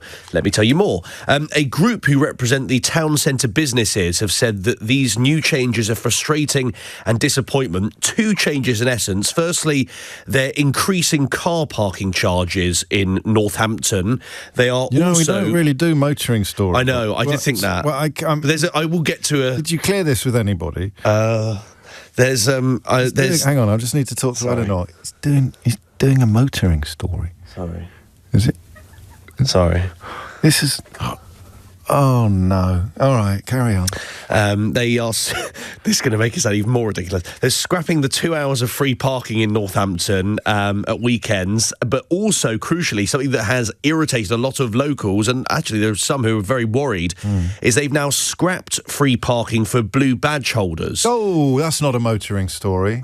No, that's an assault upon the disabled. That is, well, it's been labelled by one disabled resident, Dennis, who said he's horrified by the changes. Why have they done this? Discrimination. Well, they have done this to save money. So blue badge holders will have to pay to park? Yes, they will. So previously they had it for free at council car parks. This hasn't come in yet. It's due to come in. It's been sort of approved. I can't tell you how much it will save. So by scrapping blue badge parking in Northampton, so you can park for free in other West Northamptonshire towns like Towcester, for example. Oh, yes. But you can't park for free in Northampton now. And that's because that will raise 0.01% of the revenue budget, or 54 grand. By getting rid of that. I need to say what Reform say. They say our principle is simple. If you use a service, you contribute to its cost. For years, this issue was avoided, not because it's complex, because it was uncomfortable to talk about. And worth pointing out that these new changes, parking is going up sort of by £2.40. Uncomfortable to talk about the fact that people who often can't walk have preferential treatment, or can't cover large amounts of ground without being in a car, have preferential treatment when it comes to using and parking a car. And Dennis, who I mentioned, said disabled people are statistically most likely to be on benefits. They can't really afford to pay, and it does help if they're coming to town to be able to park near to a shop and be able to park for free. This alongside a 4.95 increase in council tax, by the way, for the reform-led West Northamptonshire Council. Martin Niemöller when you need him. Should we stay in Northamptonshire? Let's stay in Northamptonshire. One former cabinet member there is one of two reform councillors who've now resigned from the party. I haven't done you a sort of running total before you asked, James, because I'm still working on that. We're still working through the numbers, but I will get you a total in terms of how many councillors have left since the May 2024 elections. Catherine Shaw, I beg your pardon, resigned, citing concerns over safeguarding and the need to speak openly about child protection without political constraint. Now, it's pretty vague at the moment. You also have Joanna Blythe, who was suspended over the weekend and has now resigned from Reform yesterday and said she can no longer continue to work in the current environment and criticised the handling of complaints. She also criticised the lack of transparency and concerns over the treatment she'd received. In response, Reform said that she's betrayed her mandate and her residents. They've now lost 3 councillors in West Northamptonshire since the election. That means, James, that if they lose one more councillor, either through defection or suspension, or if they resign, they will actually lose overall control of that authority which they currently run. So that will mean they don't essentially have a majority on that particular council. Speaking of losing control, not having overall control of a council, I think in Doncaster, despite having the largest number of councillors, the technicality is such that the party's not actually in charge. Yeah, it's strange this. So you have the Labour mayor, who's Ros Jones, who's been in for a long period of time. The party there, the Labour Party, who Ros Jones is a member of, wanted to increase services by or council tax by around 5% because there was an issue that otherwise they would be £14.6 million worse off. Reform have rejected that and have decided that council tax will rise by just 2%. But the reason I picked that one out, James, is listen to this extraordinary interview. This is done by local democracy reporter Harry Harrison. Harry Harrison? Harry Harrison's good name, isn't it? Fantastic name. It's like Brian O'Hanrahan. And Harry Harrison is speaking with Councillor Craig Ward, who's the leader of Reform on the City of Doncaster Council. Why have you proposed the amendment that you did? Because I believe it's the best thing to do for Doncaster residents. We're trying to save them money. I believe it's the right thing to do.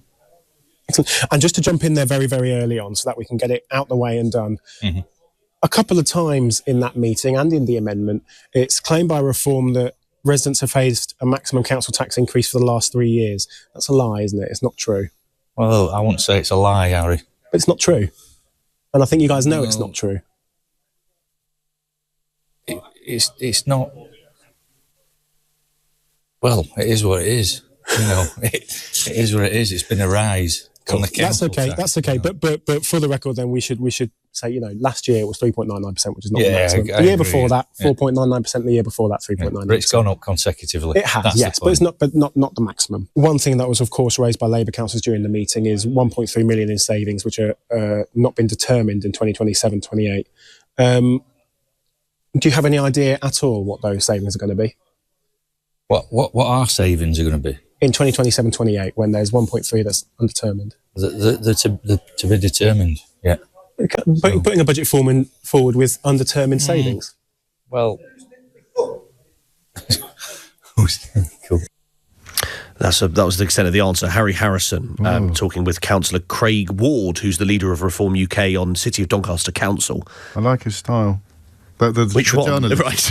not the bloke ask about lies and saying it is what it is. But, you know, hey-ho.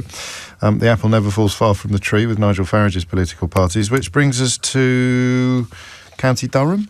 Yes, a really striking photograph that was shared there by their deputy leader, which is Darren Grimes, to sort of paint you a picture. It's a sort of suburban street with the houses on both sides and then a big coach that's arrived with, I think, is around 10 sort of young men who've gotten off, and the headline is Durham is not a dumping ground, fixing the housing betrayal. Oh, well, that will upset people. Yeah, but it's a pretty striking image. The slight issue is that Darren Grimes, who shared this, has acknowledged that the photo was actually AI generated. What, so it's completely made up? Well, the photo doesn't exist. Yeah, well, it does exist in AI form. It's not based on anything. Let me tell you what he has said. So he's admitted to using an AI-generated photo in a post about other local authorities shipping... Well, it is what it is.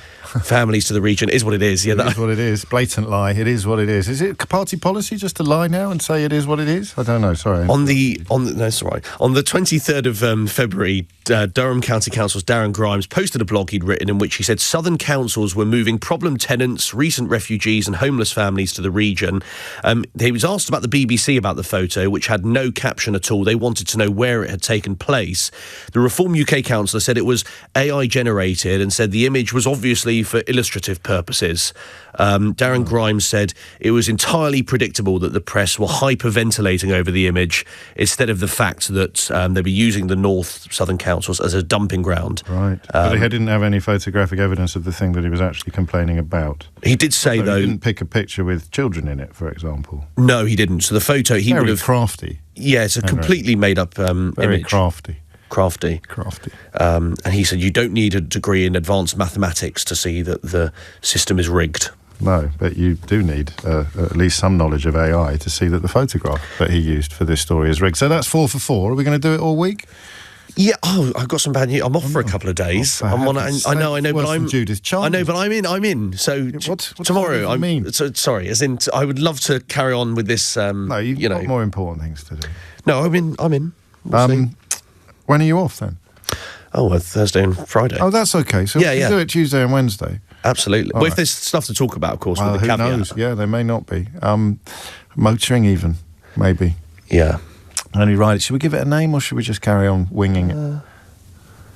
We named the erotic fiction one and that they stopped writing them, so maybe we only found... Did we find 3? 3 in the end. Examples of Reform UK members writing erotic fiction.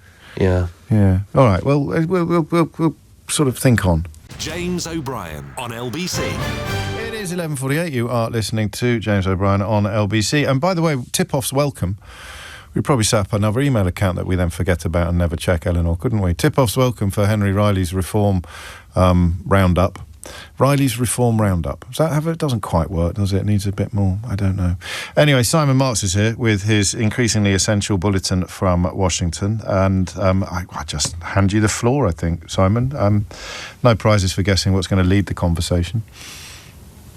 Well, we're all over the map still, James, and the White House apparently is stung by the fact that so many of the president's normally ardent supporters are finding fault with his strategy-free war of choice against Iran. And we're now at the point where even last night, the President of the United States engaged in such a total U-turn that he took to his own social media feed to argue that there's nothing inherently wrong with forever wars. He was trying to explain to his followers why people like Tucker Carlson are wrong when they say that this war is going to prove to be a real problem because it's going to deplete American munitions stockpiles very quickly, and that the defense industry here is not in a position to replace them as rapidly as the President of the United States may need, not least, of course, because the United States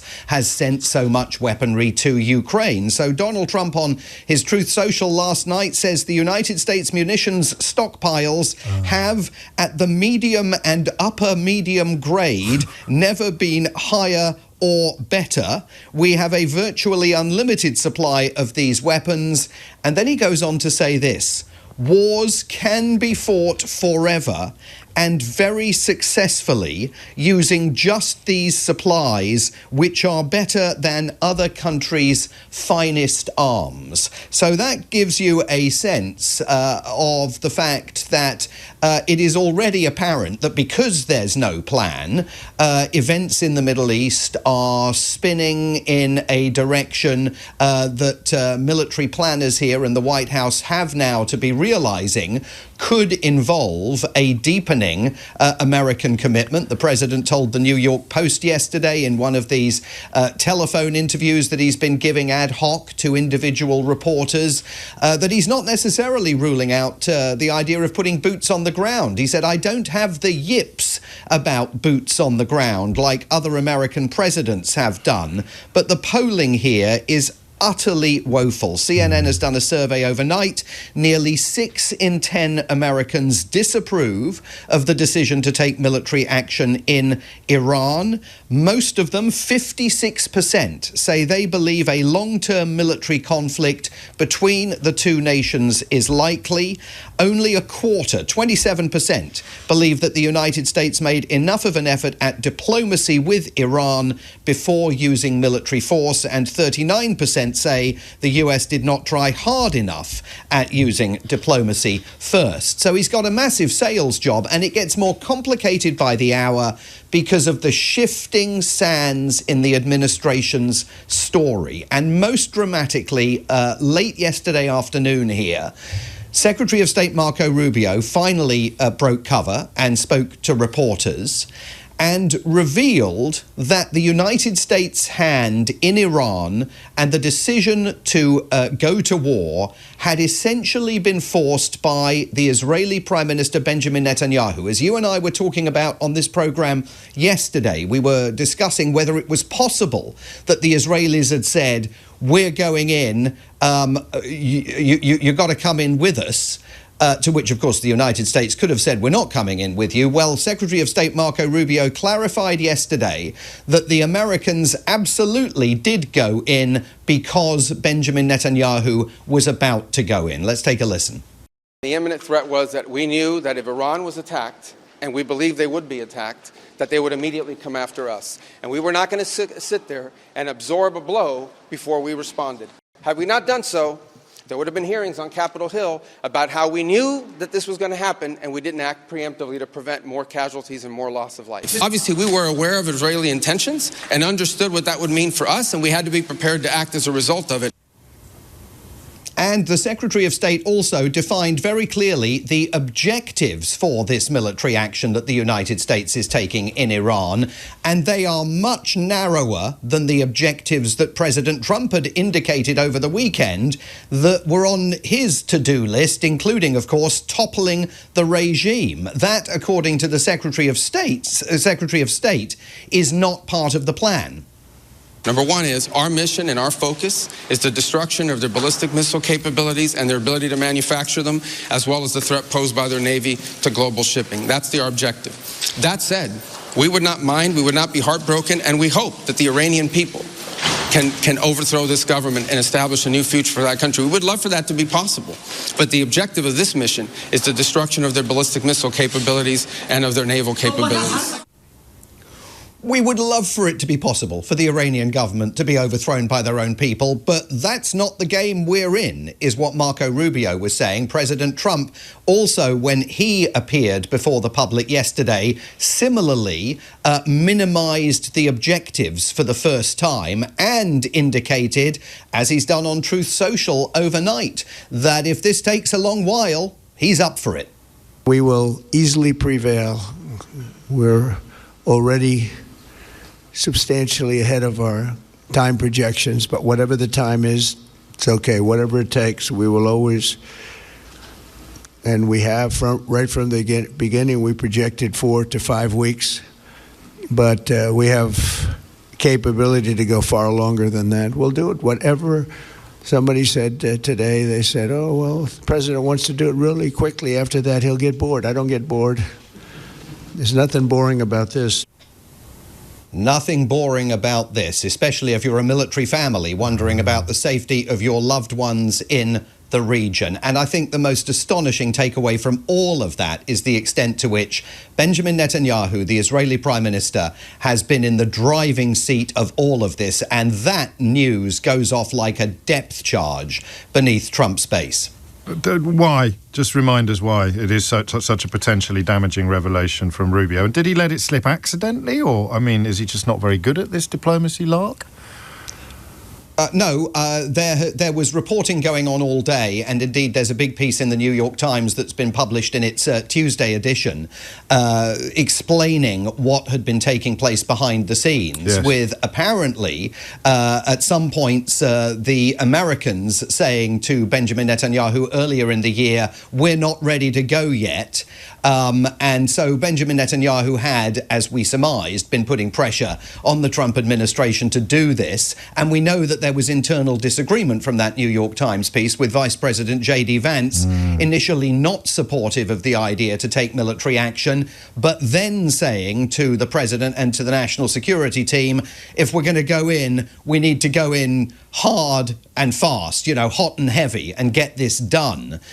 So he's been as all over the map personally as the administration has been generally about all of this. But the reason why this is a depth charge with the base is because depending on which of the various MAGA and America First influencers you look at, for many, the idea that the United States is not in charge of its own foreign and defence policy is, regardless of who is president of the United States, a catastrophic loss of sovereignty. But there are also far-right figures within that base who have a deep vein of anti-Israel sentiment, in some cases anti-Semitic sentiment, and the idea that Israel is basically telling the president of the United States what to do, and he is snapping to attention and doing it, is a massive, massive problem. The white supremacist Nick Fuentes, who, remember, has been who has dined with President Trump at Mar-a-Lago in the past, went way off the reservation even for him last night and called for the Trump administration to be taken down because of these revelations of the extent to which the President of the United States appears to have capitulated to an Israeli Prime Minister. Good Lord. He didn't sound well. If that had been Joe Biden, then there'd be front-page stories about his mental acuity, but it's not just mental health that Donald Trump appears to be struggling with at the moment. No, and of course, if any of this had been about Joe Biden, I mean, just look at the botched withdrawal from Afghanistan and look at the way in which the Trump team was responding to that. If any of this had been about Biden, Republicans would be on their feet baying. Yesterday, as you know, for weeks, Donald Trump has had this unexplained bruise on the back of his hand. I say unexplained. I mean, they've offered, again, shifting explanations for it, but none of them standing up to scrutiny. Now, suddenly, he has some kind of scarring on the back of his neck that is being treated with some form of ointment. So as soon as those pictures emerged yesterday, social media calls were going out to doctors to see if they could explain what it is. It is fresh evidence of the fact that there are physical issues that the White House does not appear to have been honest or accountable about with the American people. I mean, with the back of the hand, we were told, first of all, it was because he shakes so many hands. Right. Then he said that another bruise was because he bashed himself on the side of a table. But what is going on with the neck, we do not know. Good Lord. It's odd that, because I heard the owner of Newsmax being interviewed on the BBC recently, and he explained that he believes Donald Trump should leave his body to medical science because he's such an unprecedented example of human magnificence, or almost like a sort of superhero in mortal guise. But so I know we may hear more about that. Do you want to play a game? Go on. That's a no. I haven't had my breakfast, but go on. Which British politician said this? I'm not in favour of military action against Iran. I want UK troops in fewer wars. I'm going to go with Nigel Farage. Oh, you're so good at this. And of course, the point being, he said that when the American president was black, not orange. So funny how the wind changes. Simon Mark's always brilliant. In fact, I wasn't expecting you to get that right, but he must have been perhaps looking at the same archaeologists of social media activity that I've been looking at. Simon, I have a feeling we'll catch up. If not tomorrow, then certainly before the end of the week, but probably tomorrow. A little bit more on the epic weapons-grade hypocrisy of Nigel Farage. We don't need to take foreign policy advice from the American president. The last time we did that, it was called the Iraq War. That's I think that was when the US president was white. That was Joe Biden. And now, of course, it is this. The Prime Minister needs to change his mind on the use of our military bases and back the Americans in the vital fight against Iran. So this is the same man, all right, speaking about the same activity against the same country. I'm not in favour of military action against Iran. I want UK troops in fewer wars. That's when Barack Obama was president. We don't need to take foreign policy advice from the American president. The last time we did that, it was called the Iraq War. That's when Joe Biden was president. And then fast forward to yesterday when Donald Trump was president. The Prime Minister needs to change his mind on the use of our military bases and back the Americans in this vital fight against Iran. Well, if only there were a word for that kind of conduct. It's 12:01. James O'Brien on LBC. Finally, we honor one more American soldier, a fallen warrior of world, of wars, and really terror. Sorry? What, pardon?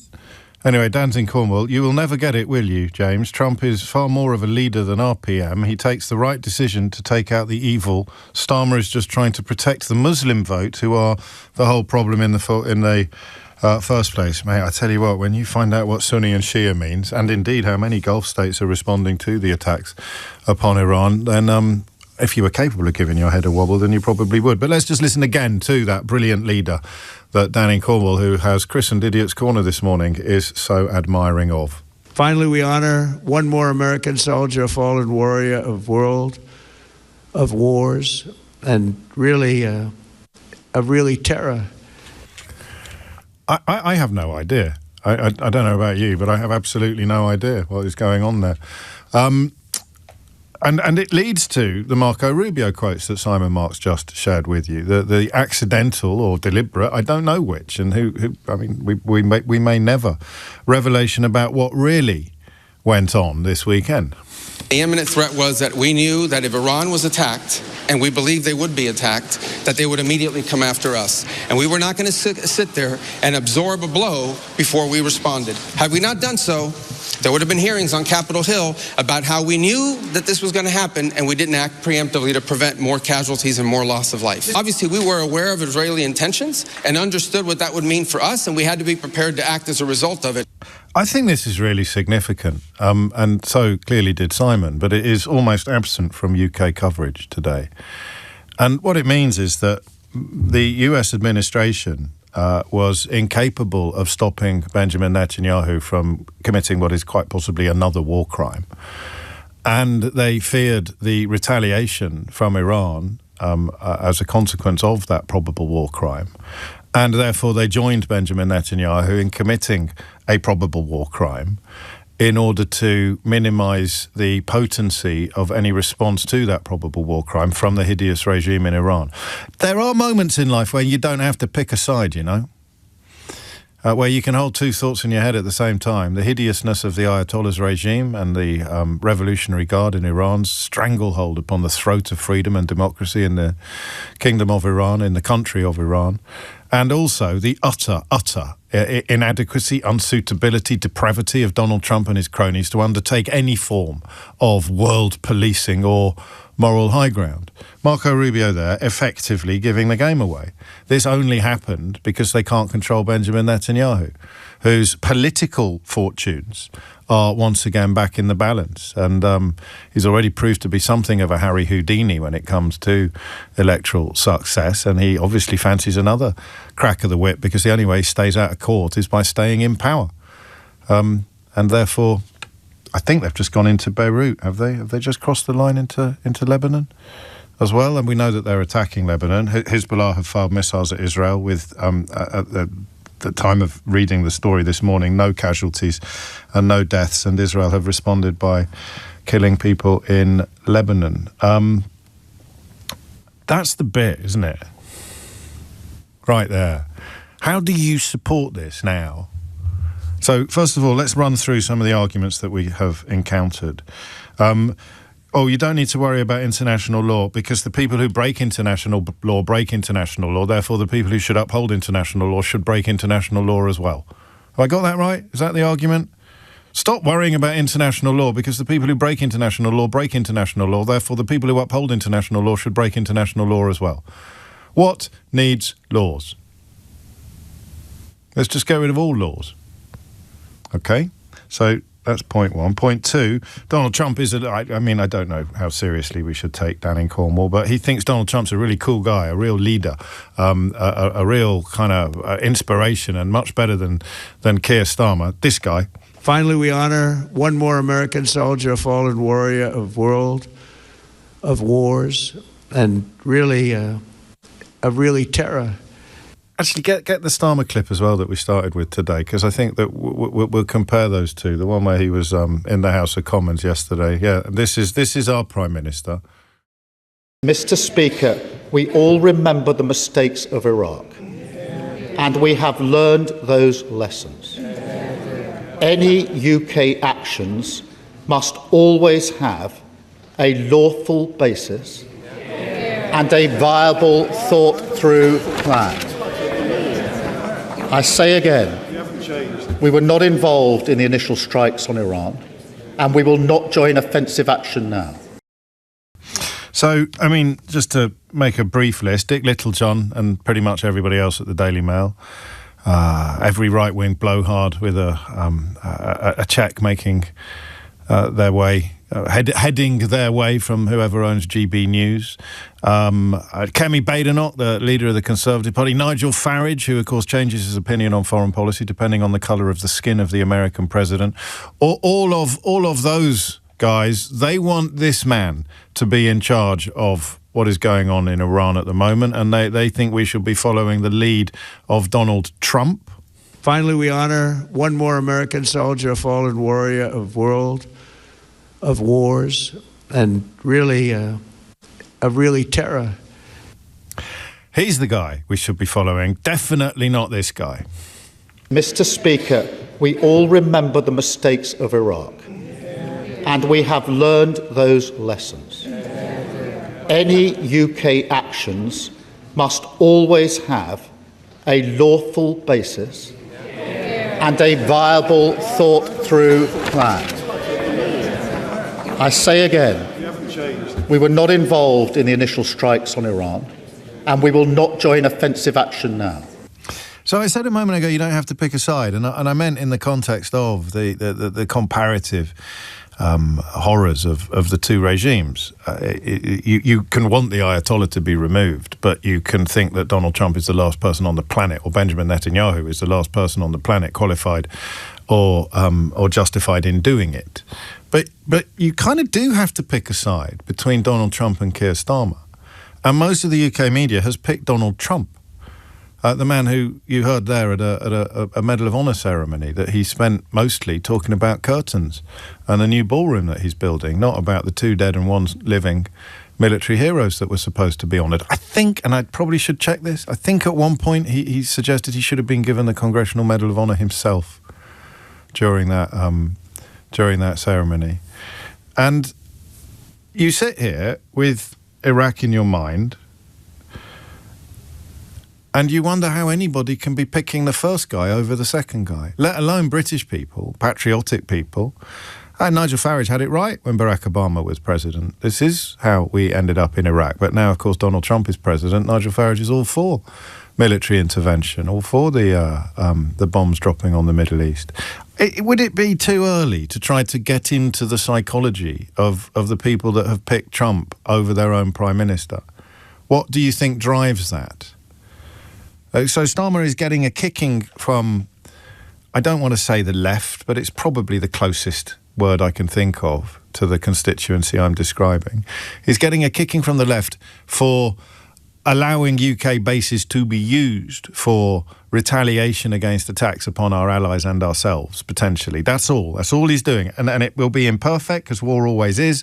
And it may be the start of mission creep, because war often is. But as things stand today, which is all that we can analyse, he is allowing UK bases to be used to retaliate against enemy action on our allies and ourselves. But he is categorically not allying himself with the original act of aggression, which only happened because Donald Trump can't control Benjamin Netanyahu. And yet people are saying we should be with Trump, not with Starmer. We should be with Trump, not with Starmer.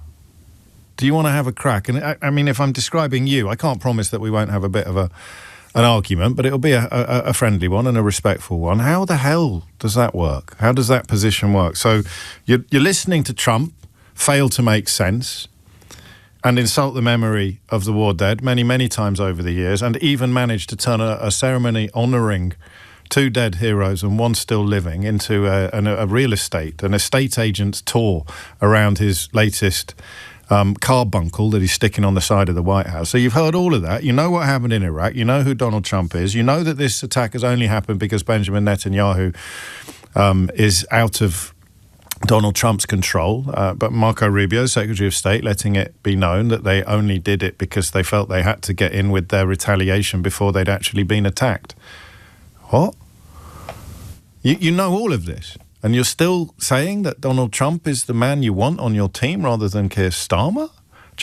I mean, if it's not you that I'm describing, but it is a position that you're capable of understanding, whether it's Dick Littlejohn in the Daily Mail, Dick by name, as he's known, or whether it is Kemi Badenoch or Nigel Farage or all the usual suspects, queuing up to pour praise on Donald Trump, who I'm going to play you one more time, sounding absolutely incoherent, while attacking our own Prime Minister, who has managed and this is my opinion, I chalk this up as counting, but he has, in my opinion, managed to walk an incredibly fine line that is best understood as upholding our national interest, detaching himself meaningfully from the people who've undertaken an almost certainly unlawful attack, and protecting, if you like, our people, our personnel, and our territories. An incredibly difficult thing to do. While the other guy sounds like this. Finally, we honor one more American soldier, a fallen warrior of world, of wars, and really a terror. So Starmer has upheld international law at a crucial moment. He's kept meaningful distance from so-called allies, treating it with contempt. He's defended the national interest, and he's served the network of global obligations designed to make the world safer. And Donald Trump can't even talk properly. Explain to me why anyone would pick the latter over the former at a time of international crisis like this. James O'Brien on LBC. As well, because Rubio and Trump and Vance all seem to be in favour of different things. Vance is now saying that the US doesn't want a multi-year conflict. Trump was on social media last night saying that he was well up for it. It reminded some of you of the national anthem in Borat. Do you remember that? Where they say, potassium is better than everybody else's. That's the way Donald Trump seemed to be talking about medium grade and upper medium grade weapon. I mean, you'll have to read it or listen back on live radio, because Simon Marks quoted it in full earlier. So how can you support something if you don't know what you're supporting? Are you supporting Marco Rubio's war, Donald Trump's war, J.D. Vance's war, or Benjamin Netanyahu's war? Because they are all 4 measurably and demonstrably different wars. I'm supporting all the wars. Okay. Why? Because Iraq went so well? Because Donald Trump is such a stand-up guy? Because his support and respect for the military is so well established? Alex is in York. Alex, what would you like to say? Hi, James. Hello, can you hear me? Loud and clear. First of all, I've been listening to you for years, so it's a great honour for me to finally be able to talk to you. No, it's not. It's a massive anticlimax, but it's a pleasure for me to talk to you. Go on. You always crack me up. See, I'm Iranian, and I think I kind of live in the grey, because obviously there's a very significant emotional reaction to what's occurring. But then there's also the kind of rational side of you, which looks and says, well, of course this is a horrible idea. You bombed the head of state of another country when they were in a bunker. Which my emotional side, my kind of Iranian emotional reaction is, when I heard about that news, I started crying, tears of joy. Because the thought of being able to take, for example, my girlfriend, who's English, to Iran and show her around one day, like even the thought that was now 1% more likely, just there was a very raw emotional reaction. Yeah. But then looking at what's going on now from a rational point of view, I can see that obviously international law is being broken. I don't think there's any argument against that. Obviously, without a concrete plan in place, things could get worse. But I think for many Iranians, the Islamic Republic has been seen as such an unmovable object for so long that to see it even shift, even if it's potentially in the wrong direction, has a very positive emotional reaction, which is very hard for the rationality to overcome. This is beautifully put, and I really do salute your perspicacity, and I almost hesitate to say what I'm about to say next, but I took calls like this from Libyans not long ago. Mm. Go on. That's it. That's it. And I mean, and you know, spoiler alert, you know what happened in Libya. Yeah. Which doesn't challenge anything that you've said, because the heart and the head are in conflict with each other. The heart is celebrating and the head is cautious, and the heart will prevail, because now the heart is trying to persuade the head that, well, whatever happens next is going to be better than what went before. But history and precedent, which are not in your heart, they're in your head, the history and the precedent suggest that things are not going to get better. Yeah. I suppose there is also an element of hope, right? That goes back to the heart. Well, I share your hope. Yeah. Because we've seen that sometimes it can lead to positive outcomes like Kosovo, but then obviously there's more in common with the failed instances of foreign intervention. Yeah. So, I mean, for example, my parents, they were born there. They came here because my dad, quote, said he doesn't want to raise me in a theocracy. Yeah, fair enough. And when the protests were happening, people were getting shot, he was bawling his eyes out, despite no one that we know actually getting hurt, thank God. But like, he's been so upbeat, so happy since the weekend, which was actually my birthday weekend as well. Happy birthday! Thank you very much appreciated. But you know, it's that kind of that dichotomy of the rationality versus and that's very helpful for us as well, who've been trying to discuss this all day, because I can't argue with you. I'm not going to argue with your heart over what it feels.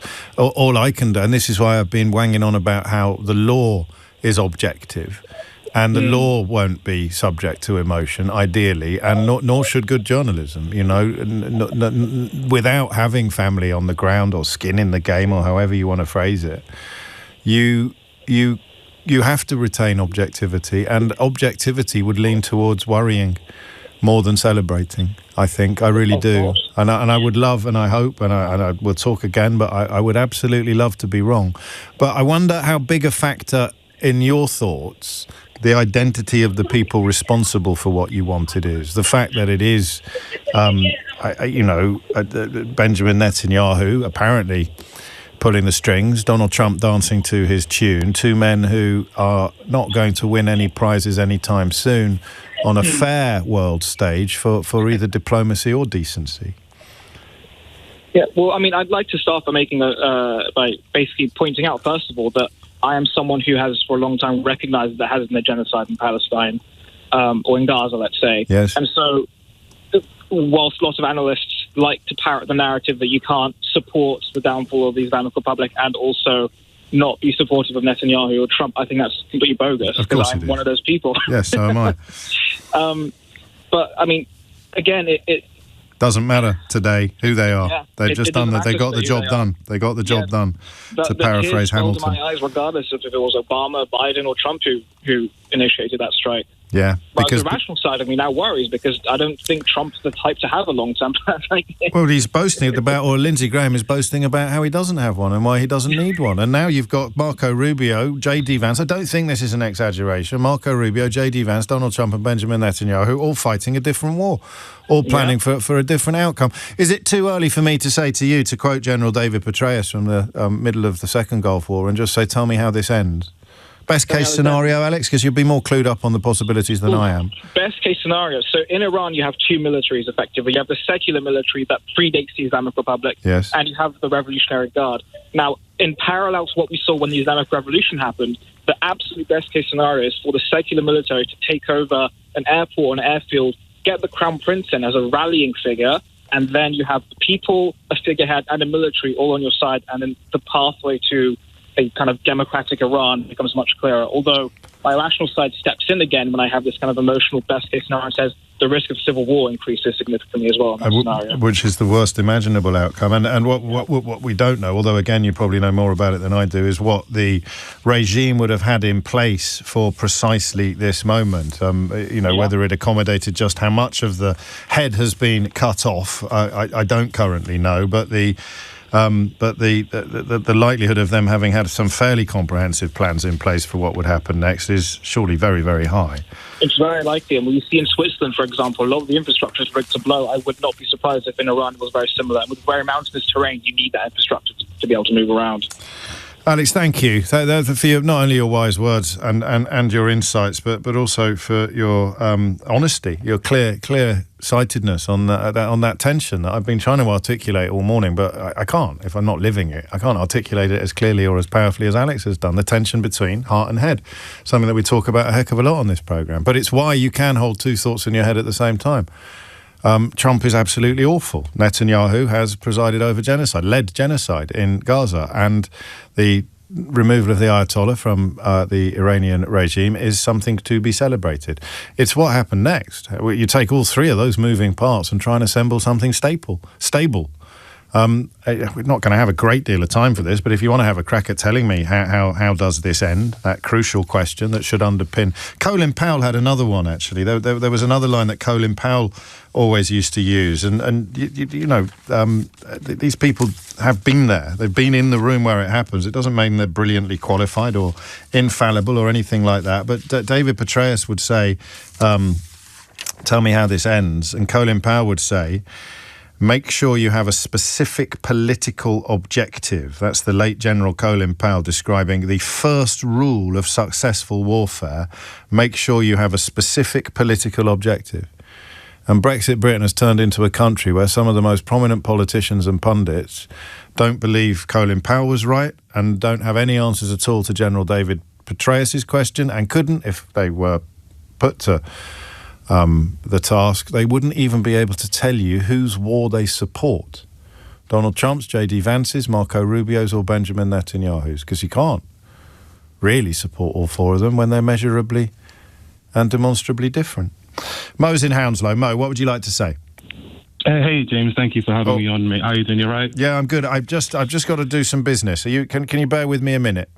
Of course, business is business, mate. All right, that's a very good point you make, Bo. The Chancellor is due to deliver her spring statement imminently. If you want to listen to it in full, then you can do so on our sister station, LBC News.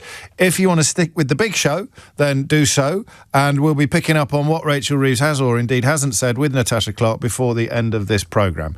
And that means I will come to Mo in Hounslow first after the news, rather than... Should we hit one on time, Keith, just for clicks and giggles? Shall we hit one? Okay. Well, I can't go yet because I'll be 30 seconds early. Have I hit every news bulletin late today? Yes. Okay. Right, it's pretty standard. I know Matt's ready, but I'm going to hit this one on time. I'm not going to hit it early because that's almost as bad as hitting it late, isn't it? Yeah, so I'm just going to... No, I'm not going to go early. I mean, you can't make me go early.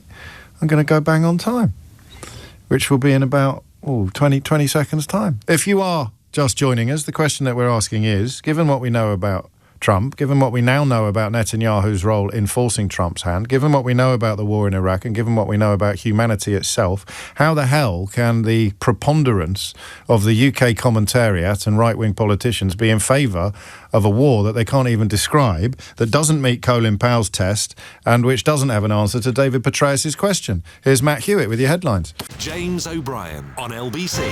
12:33 is the time. Rachel Reeves poised to make her spring statement in the House of Commons. Natasha Clark listening to it so that you don't have to. And we'll catch up with Natasha shortly. Before that, we return to the biggest story in town at the moment, which is the unfolding and continuing and increasingly confusing situation in Iran. A question of how anybody can be in favour of what Donald Trump and Benjamin Netanyahu have done, as it becomes increasingly clear that it has not been done for the reasons originally believed, and crucially for me, the lessons of Iraq appear to have been completely ignored, although we've kind of ignored that element of the conversation a little bit.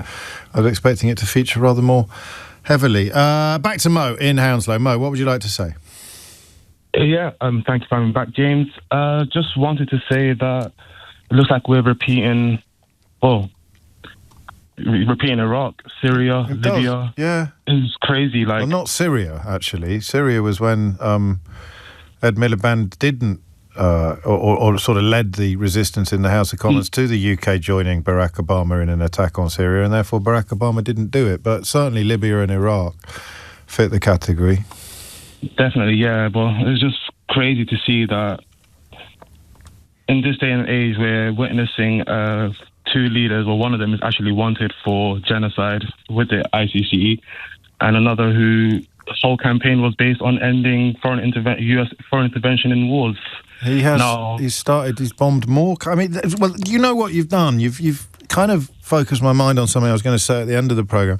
These people don't actually support anything or believe in anything. They just pick a person and support them whatever they do. So if you're a Nigel Farage fan in this country at the moment, are you for or against the engagement in Iran? And you can't answer that question because it depends on what colour the United States president is. When the United States president is black, Nigel Farage is passionately opposed to American intervention in Iran. And when the American president is orange, he's a huge fan of it. So if you're a British Nigel Farage fan, you don't actually believe in anything except my guy. He's my guy. And like Donald Trump, what he gives in return is racism, misogyny, and climate change denial. That's literally all you get in the exchange. It's tribalistic nature. Yeah, it is that. If your leader takes one position, you're automatically going to take his position, and that's the way some people are wired. You can't change that, you can't control that. And that's why Starmer is in such an unenviable position, because he appeals to none of those people from either side of the political divide. So people to the left of him think he shouldn't even be retaliating to attacks upon our allies, and people to the right of him thinks that he should have hopped into bed with Benjamin Netanyahu and Donald Trump. Regardless of what they actually do, that there are guys, and Starmer, because he's a lawyer, is wired completely differently from that. He's incapable of doing something for binary tribal footballification reasons, and politics at the moment on this side of the world is defined almost entirely in terms of tribal binary reasons. What a mess. At this point, we just got to ask ourselves, what comes first? Is it politics or our humanity? At the end of the day is, when wars happen, is the innocents that always get hurt first?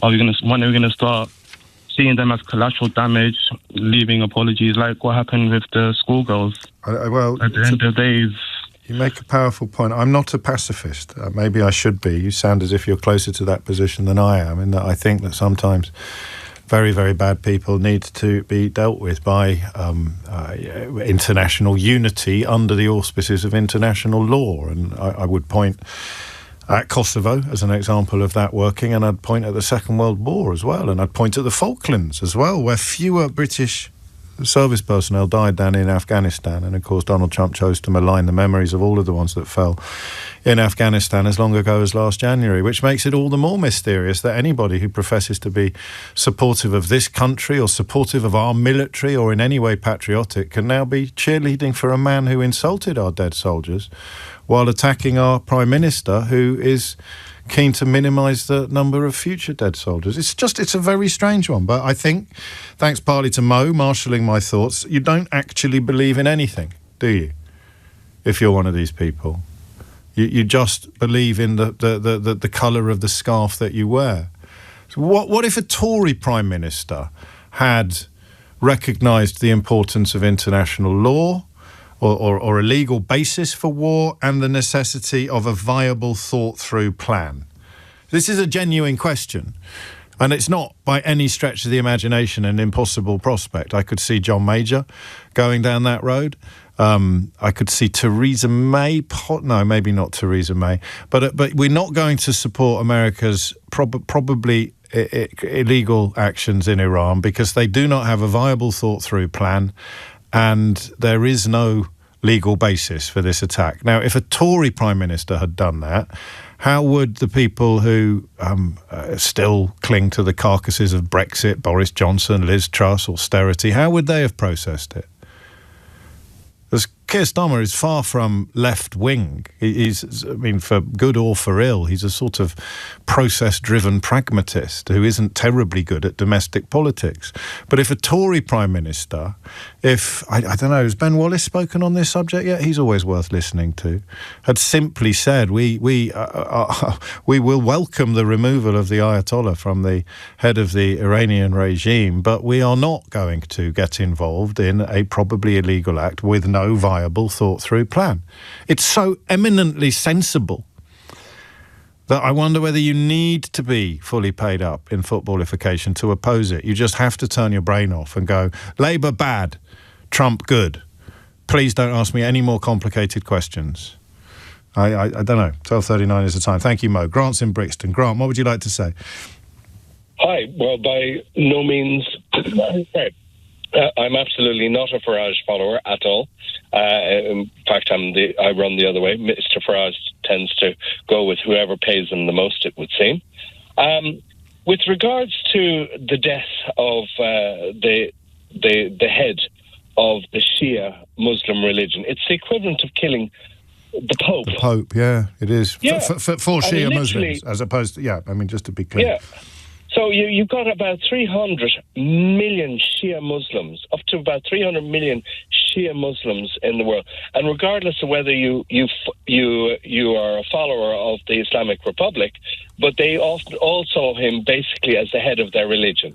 And not necessarily, it's like us being Catholic, or a few of us being Catholics, we don't necessarily follow the teachings of the Pope, but, we do respect it. And that is one thing. And certainly, I know... We'd take it a little bit personally if someone killed him.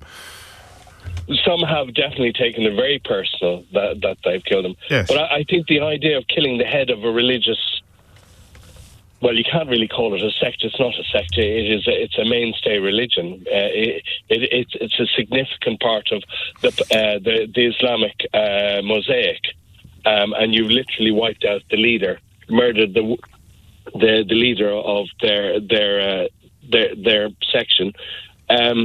You're creating problems for the future, and people have memories, and lifetime memories. So it'll be like the children of Gaza. They will remember the destruction and everything else that comes with the Israelis. It's probably with that they don't care. The Israelis don't care whether they kill them or not. So if they're not there, there's nobody there to come back at them later. Yes. I'm afraid I think this whole debacle that's come up, I think it is a game where President Trump has been forced to play patty cake with by Netanyahu. That is for people just joining us. That is Marco Rubio's essential analysis. That is what he has said overnight that fits almost entirely with Grant's analysis. I was a bit taken by surprise by that, albeit that Simon reminded me earlier that we discussed the possibility that was what had happened.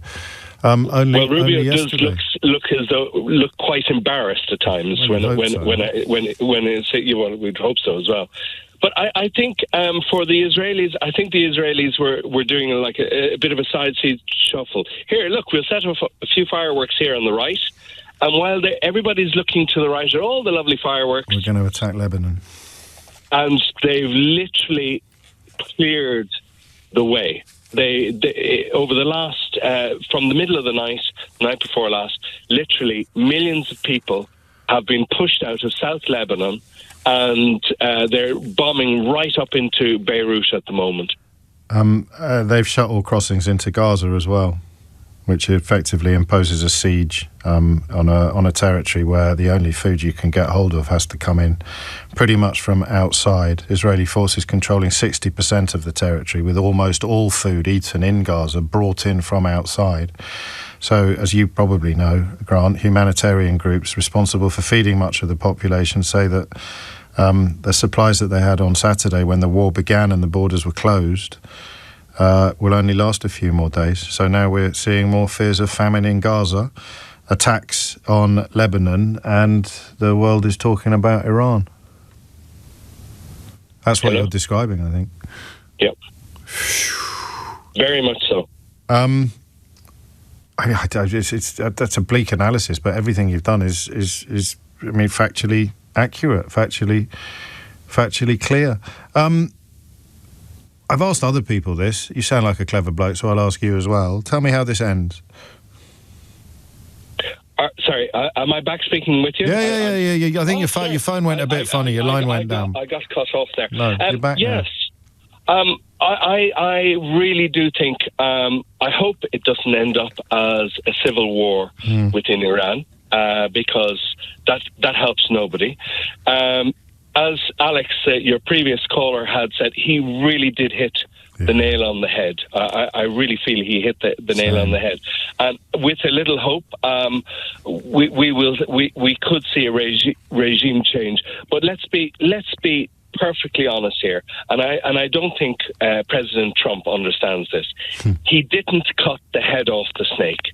The infrastructure, the whole network of the Islamic Republic is still very much intact. Within a day, they already have a stand-in leader, and they're all pretty wise to what happens when one goes, somebody fills the shoes, and they continue business as normal. And for the friends that I have, the Iranian friends that I have here, they will tell you they're just as active now against those who were against the Ayatollah as they were before. But I think the bigger play, we're missing the bigger play. Israel has played a really big trick on all of us. Well, I mean, everything, as I say, you said is accurate. Well, you didn't mention the shutting of the crossings into Gaza. I did, but certainly the attacks on Lebanon are being reported, but they're being reported second or third or fourth down a bulletin, because, of course, what's going on in Iran is of more measurable significance. Mark writes of Grant, this guy has joined the dots, James. 12:45 is the time. You are listening to James O'Brien on LBC. And how widely understood in the West do you think that point about Shia Muslims is? That point about the Ayatollah being the leader of effectively a religion, comparable, if you like, to the Pope. It just in terms of status and the nature of being the pinnacle of a pyramid of a religious faith, a branch of Islam, but a self-contained religion as well. Just as, you can have the Church of England and Catholicism as branches of Christianity, well part of the same religion, although I was about to say, although Shia and Sunni historically are rather more aggressive towards each other than Christians and Catholics, which would demonstrate an ignorance of English history right up there with Kemi Badenoch's ignorance of Islamic history. Well, and English history, and geography, and maths, and English literature. James O'Brien on LBC. It's 12:49. Me and Keith are going to do some work together now, so you might want to talk among yourselves. If you're listening just before that last junction, I was doing a list of all the things Kemi Badenoch doesn't understand, and what I wanted to achieve was a sort of fading out type of sound before Keith fires, what do we call it? The tape. The what? Fires the stab. It's an interesting phrase. Before Keith fires the stab, and then you would hear the beginning of the commercial break or something like that. Now, obviously, we haven't got another commercial break, so we're going to do an unhinged headline, but we're going to try a new thing where instead of turning it down, because that's hard for Keith and I to communicate, I'm going to move away from the microphone slowly as I speak, and then Keith, using his skills, will decide at what point to fire the stab, which will be unhinged headline, and I've got one. It's a doozy, and we will know then for the future whether or not I can add this to the arsenal of effects that I routinely deploy on the programme. So I suggested that by completely forgetting that in the reign of Henry VIII and afterwards, the one type of Christian in this country was routinely murdering another type of Christian, and then we changed monarch and they swapped sides.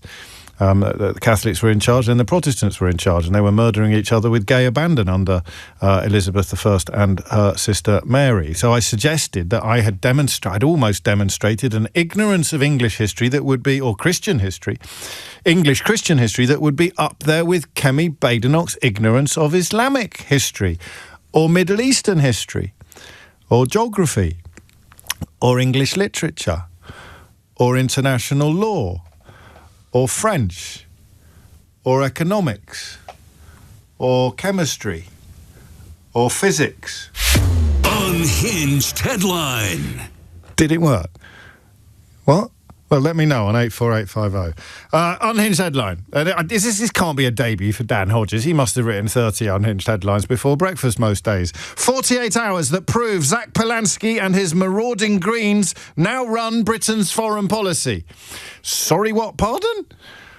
48 hours that prove Zach Polanski and his marauding Greens now run Britain's foreign policy. Thank you for today's Unhinged headline. And just once more, with feeling, can we get that clip of Trump talking about the soldier? because I just want Dan Hodges and Dick Littlejohn, Dick by name, and everybody else to... The one we played, the short one that we did at the top today, I want everyone to be aware of who it is they are backing, championing and cheerleading for while attacking our own democratically elected Prime Minister, who on this occasion, and I, as you know, have been very critical of Keir Starmer recently, but on this occasion he has somehow managed to walk an incredibly difficult tightrope between international law, the national interest. Well, let me put it clearly. He has upheld international law at a crucial moment, kept meaningful distance from allies, treating it with contempt, defended the national interest and served the network of global obligations designed to make the world safer. But every Daily Mail columnist under the sun, probably 80% of broadcasters in the commercial sector, and every newspaper except The Guardian, The Eye and The Mirror, they prefer this guy. Finally, we honor one more American soldier, a fallen warrior of world, of wars, and really, terror. OK. Are we going to hear from Natasha? Maybe not. It depends how much longer Rachel Reeves talks for. Happily, Heath is here in Houston. Heath in Houston. What would you like to say? Hi. I'm kind of in the Bible Belt, the South, and I work in oil and gas. And Gosh. I'm by all accounts as meant to be as probably conservative as you can find. Sure. But I find myself to feel pretty alone. My entire family, parents and siblings are conservative. I work in the oil and gas industry, so I'm surrounded by conservatives all day, who look at what's going on with Iran and look at it through a lens of what is this going to do for the price of oil. And I would just say that, especially because this is a British conversation, I listen because it's good to hear the perspective of the world outside the United States. And if I'm stuck in this bubble, sometimes it's hard to drown out the voices that you hear because you think you're crazy, and you think that to say that this behavior from our administration is crazy, you think you yourself are crazy because you're not surrounded by the people that are also speaking out against it. There's a line in Orwell, you probably know it, Heath, but if you can cling on to the truth, even against the whole world, you would not go mad. Listen, we all feel we're crazy most mornings as well, but about 49% of Britons are opposed to these strikes on Iran. 28% of them are in favour. I mean, albeit that you live in a self-selecting sample of the US population, the public support for this in the States isn't high either. Beyond the boundaries of your life and work, the public are not really on board for this time. Well, we especially when part of the campaign promise, it's just another one of the myriad of lies that's been told. That one of the campaign promises was no new wars, and then to hear the about face by the administration, I think it was clearly what was on the table as soon as we went into Venezuela, as soon as they renamed the Department of Defense the Department of War. I think we all saw the writing on the wall. And as you will know, he's now ordered more attacks on more countries than any other president in the modern era. When you say, and just let me pick your brains for a moment, when you use the word conservative in the context that you just did, is that now in the United States, in your corner of the United States, does that word have any different meaning to MAGA? I think the lines have become incredibly blurred. Yeah.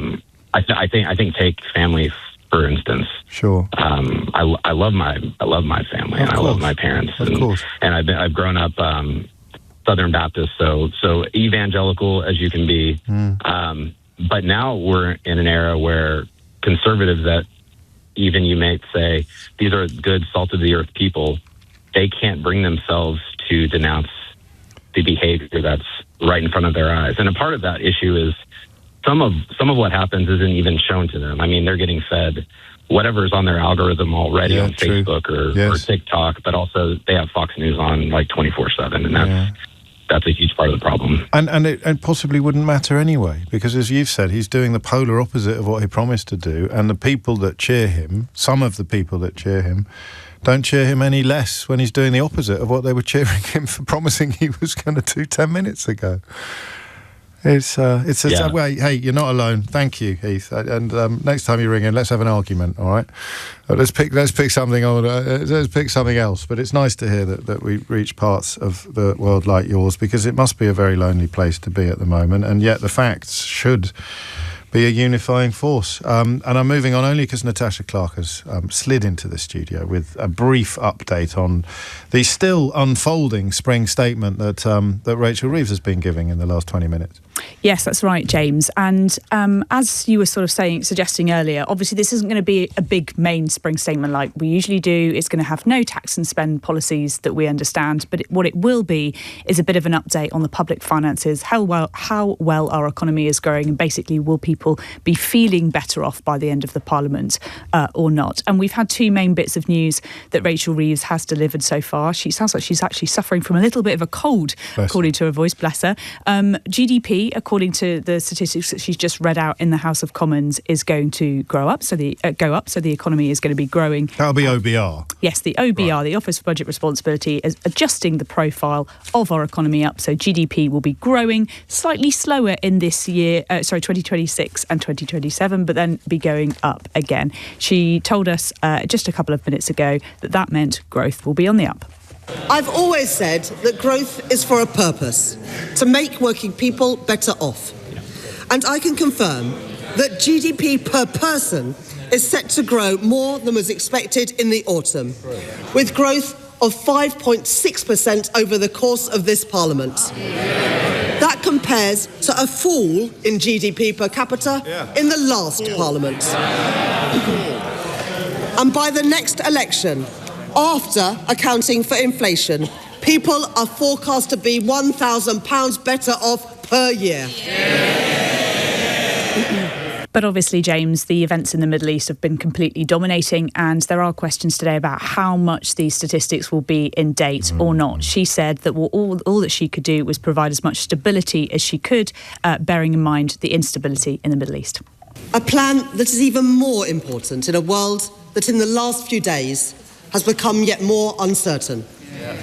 With unfolding conflict in Iran and the Middle East, it is incumbent on me and on this government to chart a course through that uncertainty, to secure our economy against shocks and protect families from the turbulence that we see beyond our borders. I want to express my gratitude to members of our armed forces as they serve across the globe to protect our country. And I want to reassure this House that I am in regular contact with the Governor of the Bank of England, with my international counterparts, and with key affected industries. Now, James, we haven't got an OBR leak today, so I can't tell you what's been going on in the official documents. We'll be poring over those as soon as they drop when the Chancellor sits down this afternoon. Last word today to Kevin, who writes, "Good grief, a Heath, surrounded by conservative belief, let on the show by Keith to cut his teeth, but keep it brief, and air his beef on LBC." Thank you, Kevin. Tom Sorbitt will be with you at 4, but now it's time for Sheila Fogarty. James O'Brien.